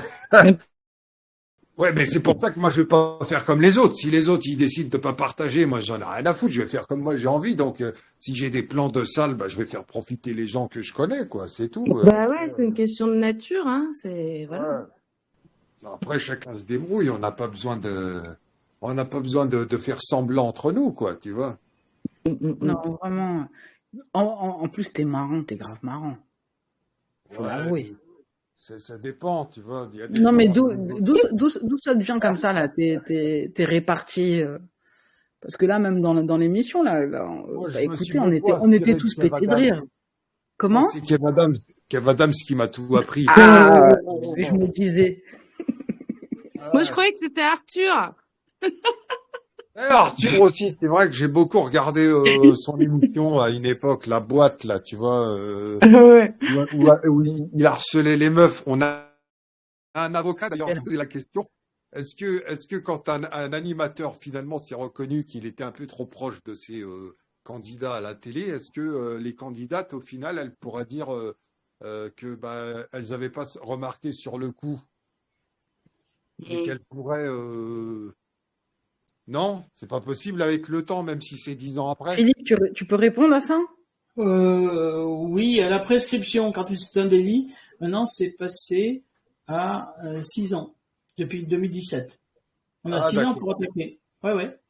Et comme il y a des vidéos, parce que moi j'ai vu effectivement des trucs en zappant sur la télé, il exagère, hein, franchement. Wow. Et, si, il y a de quoi faire, oui, bien sûr. Un vrai chien de la casse. Ouais. Là, il y a Et en plus, ce qui se passe, c'est que même des fois, quand il n'y a pas de possibilité, parce que les délais sont dépassés, on le voit dans les mouvements MeToo et autres, même dans les exemples des faits qui ne sont pas criminels, ça joue. Alors, que ce soit prescrit ou pas, il y a quelque chose à faire. Ok, alors Farid, dis-moi. Comment? Quoi? Non, je dis à bon entendeur pour toutes les femmes qui ont assisté aux émissions de l'autre Charo, elles ont qu'à faire des actions, puisque lui, voilà, paraît... elles ont qu'à saisir Philippe. Oui, pas de souci. Qu'est-ce que je voulais dire, Farid? Oui. T'as vu, là, on a discuté de l'affaire et de la plainte. Est-ce que ça te fait rire ou ça te fait réfléchir? Est-ce que ça me fait rire? En fait, je pense que c'est au peuple, aux gens de rire de tout ça. Oui, il faut que tout le monde en rigole pour montrer, pour les dénigrer ces gens, puisqu'ils passent leur temps à se moquer de nous. Tu vois, Macron, il a fait que ça. La première des choses qu'il avait dit quand il était président, c'était une gare, c'est un endroit où on croise des gens qui réussissent et des gens qui ne sont rien. Bon, il insiste à chaque fois pour dire, il méprise les gens, il méprise le peuple depuis le départ. Donc, c'est un juste retour des choses que finalement le peuple le rabaisse et se moque de lui. Et nous, que ce soit les humoristes, les chanteurs, les artistes, les avocats, de faire un moment, faut le faire, faut pas hésiter à le faire. Ça évitera peut-être aux autres de se croire intouchables, supérieurs au-dessus des lois, quoi. Oui, et d'autre part, il y a un élément moi que j'aime, c'est des deux phrases. C'est une phrase, alors l'une c'est une chinoise, ou l'autre c'est dans la Bible, je sais plus laquelle. L'une c'est « Je ferai de ton ennemi un escabeau pour tes pieds ». Elle est belle cette phrase. Et une autre c'est Ah ouais. Et l'autre c'est « Mets-toi au fil de l'eau et tu verras passer le cadavre de ton ennemi ». Ça a l'air assez agressif. Et il va y avoir un retour de manivelle terrible à mon avis. De toute façon, comme on disait tout à l'heure, il commence à être relâché par la main, par le monde, enfin voilà. Ouais. C'est pas Gabriel Attal qui a sorti les phrases que Macron dit dans l'intimité de l'Élysée, quoi. Tout ce qui est sorti dans le monde. Voilà. Oui, c'est Attal qui a sorti ça, et effectivement, le monde a repris. Oui. Si les urgences sont trop, s'il y a trop de monde aux urgences, et si les urgences sont débordées, c'est parce qu'il y a trop de Mamadou. Ouais, mais justement, à votre avis, à tous, qu'est-ce qui fait que les gens lui tournent le dos comme ça d'un coup? Enfin, c'est surprenant quand même. C'est comme les SMS. Attends, juste je termine ce que je voulais dire. C'est comme l'histoire du SMS là qu'il avait envoyé à Véran. Tiens bon, on les aura ces connards et tout. Mais comment ça se fait que ça fuite ce genre d'infos? Parce qu'il y a des gens autour d'eux qui sont pas fondamentalement d'accord avec ça. Ils sont là parce qu'ils ont le salaire à la fin du mois, mais ils sont pas forcément d'accord, donc ils fuitent.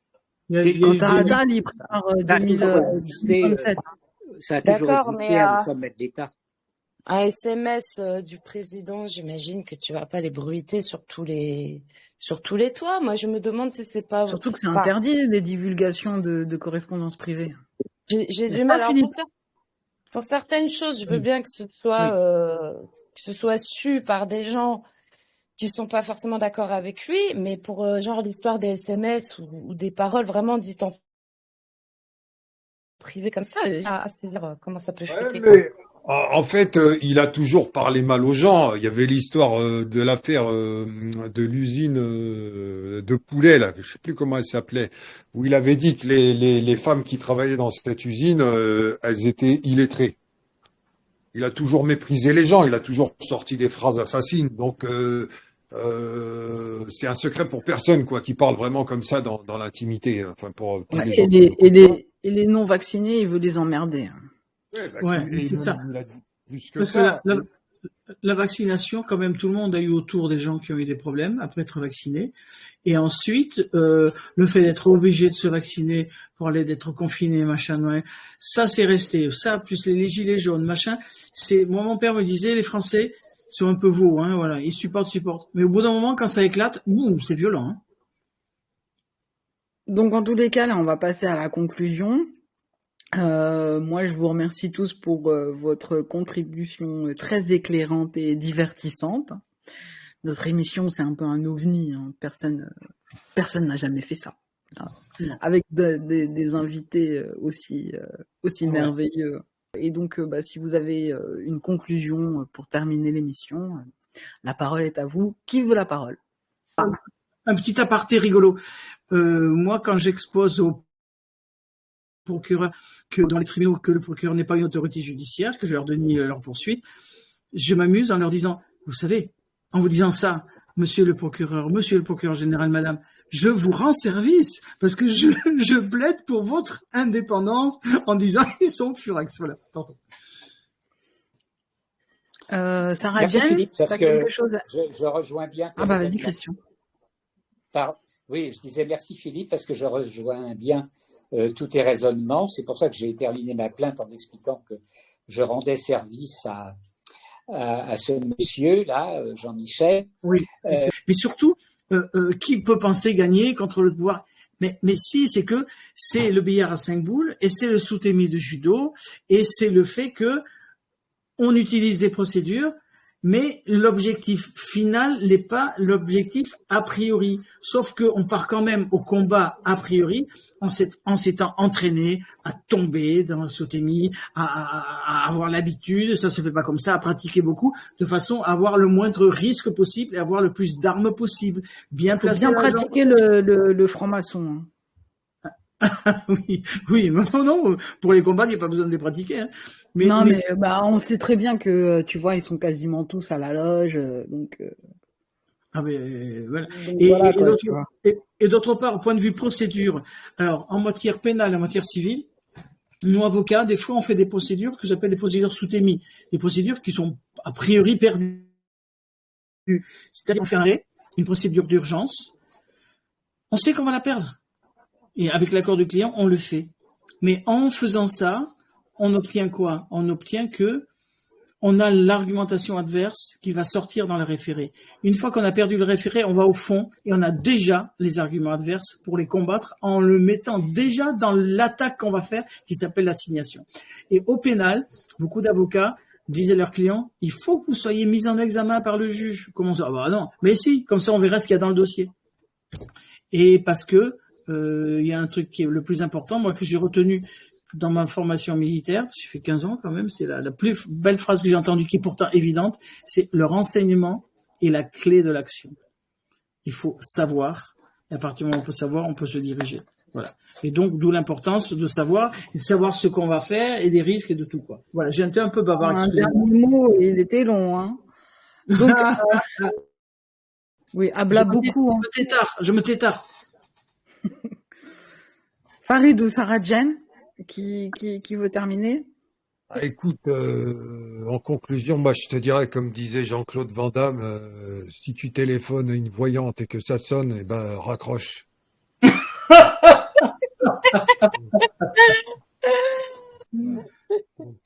Moi, j'ai envie de terminer par une pensée pour Natacha Ray.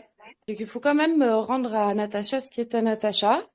Même si elle a amorcé, voilà, elle a pas tout fait, mais elle a amorcé quand même, elle a fait une grosse partie du boulot, elle a fait une grosse enquête, elle a eu le courage de la divulguer, Bon, pareil, Amandine, elle a eu le courage de mettre ça sur sa chaîne, au détriment, les pauvres. Et du coup aussi, j'en profite pour faire un clin d'œil à Maître Dangléan, quand même, leur avocat. Parce qu'au-delà du fait que c'est quelqu'un d'adorable, humainement, quand même, il les défend bien, il les soutient. Bon, il fait bien son taf et puis il faut que ce soit quelqu'un comme ça qui les défende, quoi, quelqu'un d'intègre, quelqu'un qui se laisse pas acheter. Et donc voilà, moi je finirai avec ça et merci à tous pour cet entretien fort agréable et instructif. Voilà. Je vous remercie, mesdames, parce que vous égayez notre soirée, parce que vous avez demoiselles avec 2 L. Non, parce que vous avez des voix de petites jeunes filles sympas, c'est très floral, c'est très agréable. Oui, hein, pour une vieille de 47 ans, effectivement, je suis très jeune. Et t'insultes pas les vieilles de 47 ans, j'ai 1 an de plus que toi, alors attention à ce que tu dis quand même. Très floral, comme il dit. Vous avez des voix de petites... Brigitte, elle a dit, elle a quand même 200 ans de plus que toi, donc la ramène pas trop, hein. Bon, ça va, alors j'ai la marge. Yes, on va laisser la parole. Ah, Philippe. Oui. C'était un mot de la fin. Là, ça y est, là, tu nous as fait tout un discours. Après, ça va être une galère pour moi pour faire le montage. Donc, si on veut retrouver, par exemple, les documents sur la décision de Saintes, et tu n'as pas parlé aussi de la décision qui a été rendue à la 17e chambre à Paris. Oui. Ah si, je peux en faire très rapidement. Bon. On pourra les retrouver, les documents, dans mon laboratoire d'autodéfense judiciaire, esclavehorrorstory.fr. C'est très simple. En matière civile, un tribunal, la sainte décision du tribunal de Saintes, a dit qu'une loi, même votée par le tribunal, et après que le Conseil constitutionnel ait dit qu'elle était conforme à la Constitution, malgré ça, un petit juge a fait un contrôle de la conventionnalité. Est-ce que c'est conforme à la Convention européenne des droits de l'homme? Et le juge a dit non. Il n'y a pas eu besoin d'attendre que la Cour d'appel, la Cour de cassation soit saisie et qu'on saisisse la Cour européenne des droits de l'homme. C'est le juge français qui a fait le contrôle de conventionnalité. Ça, c'est une pépite terrible, extraordinaire, qui n'est pas connue. Voilà pourquoi je te la donne de façon à ce que tu la fasses publier.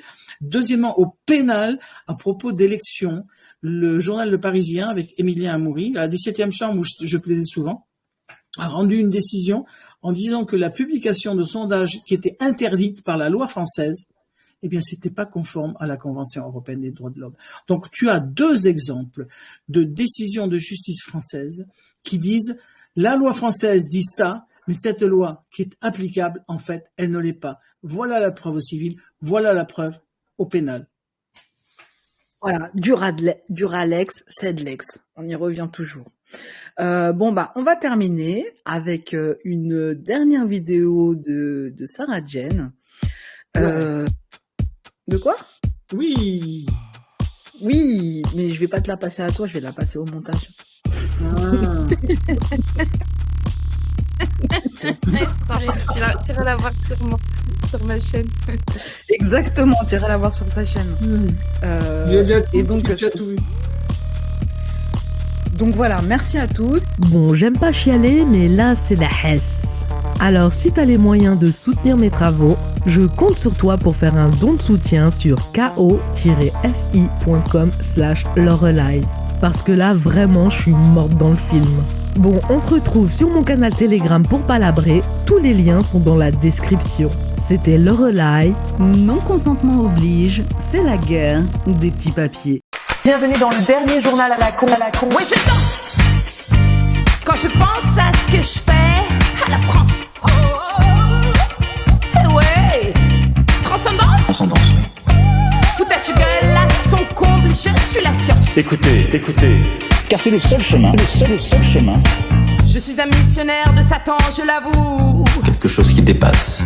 Son pantin, son époux, je suis le répou tranquillou. Faire le soleil et la pluie, ça c'est mon kiff. Je vis ça comme une mission, Emmerder les Français qui ne veulent pas m'obéir. Ma brebis est fautive de dépenses abusives. Pendant que toi tu te prives, on se tire aux Maldives. C'est dans les temps les plus difficiles que la France révèle le meilleur d'elle-même. Mais on fait comme Sarkozy et tous les autres aussi. Même vu on n'est pas pris, on n'est jamais puni. Et malgré ça tu votes, je suis un conquistador. Lorsque se lève le vent du tragique, et je m'aime, je m'adore. que nous, Français, Je suis bon, je fais fureur. trouvons la force de nous hisser au-delà de nous-mêmes. Conquistador. Je m'adore, je m'aime, je m'adore. Quoi que tu votes, tu vois la tasse. La bête de l'événement est là. McKinsey est dans la place. Moi, je ne lâche rien. Toi, le troupeau de rebut. Ouais, t'es trop beau, qu'est-ce que toi tu pues. Nos magazines te contaminent, je t'endors et je t'embobine. Sans répit. Devant la télé, t'as plus de cerveau, on te fait gober nos idéaux. Ha! L'ascension ronde, c'est une armée sans embâche, elle prend au dépourvu un tas d'individus. Je ne lâcherai jamais la liberté, jamais la liberté. Ah, tu m'appelles ma crotte, je suis un conquistador. Et je m'aime, je m'adore. Je suis bon, je fais fureur. Oh, un conquistador. Expliqué clairement hier sur TF1 par Emmanuel Macron. Moi, j'assume totalement, d'avoir constamment, au nom de la France, parlé au président de la Russie. Pour éviter la paix. Tout faire pour éviter la paix. Alors. Éviter la paix. Simulacre et fantoche. Le RSA ne marche pas, constate le président. On s'en met plein les poches. Je ne veux pas qu'on fasse Ça fonctionne, oui c'est magique. un plan pour que les gens pauvres vivent mieux On change pas l'équipe qui gagne. Et ma doctrine est en veine, il faut en profiter. Je peux vous traiter de corneaux, vous restez mes vassaux. Certains bons collabos, c'est si beau, quelle aubaine. pour que les gens pauvres vivent mieux pauvres. Tout devient si facile tant qu'il y en a qui votent, je suis un conquistador. Et je m'aime, je m'adore. Oh, je suis bon, je fais fureur. Tous les moyens pour vacciner.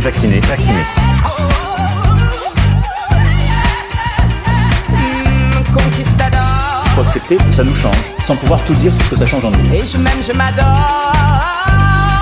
Oh, je suis bon, je fais fureur. Faut accepter, sans pouvoir tout dire. Conquistador. La vaccination se poursuit à marche forcée pour les adolescents, les plus jeunes. Conquistador. Je m'aime, je m'adore. Obligatoire. Je m'aime, je m'adore. Je m'aime. Éviter la paix. Conquistador. On apprend des personnes pauvres, des gens qui ne sont rien. Ouais, je danse. Bienvenue dans le dernier journal à la con. Prêt à me battre. C'est pas bien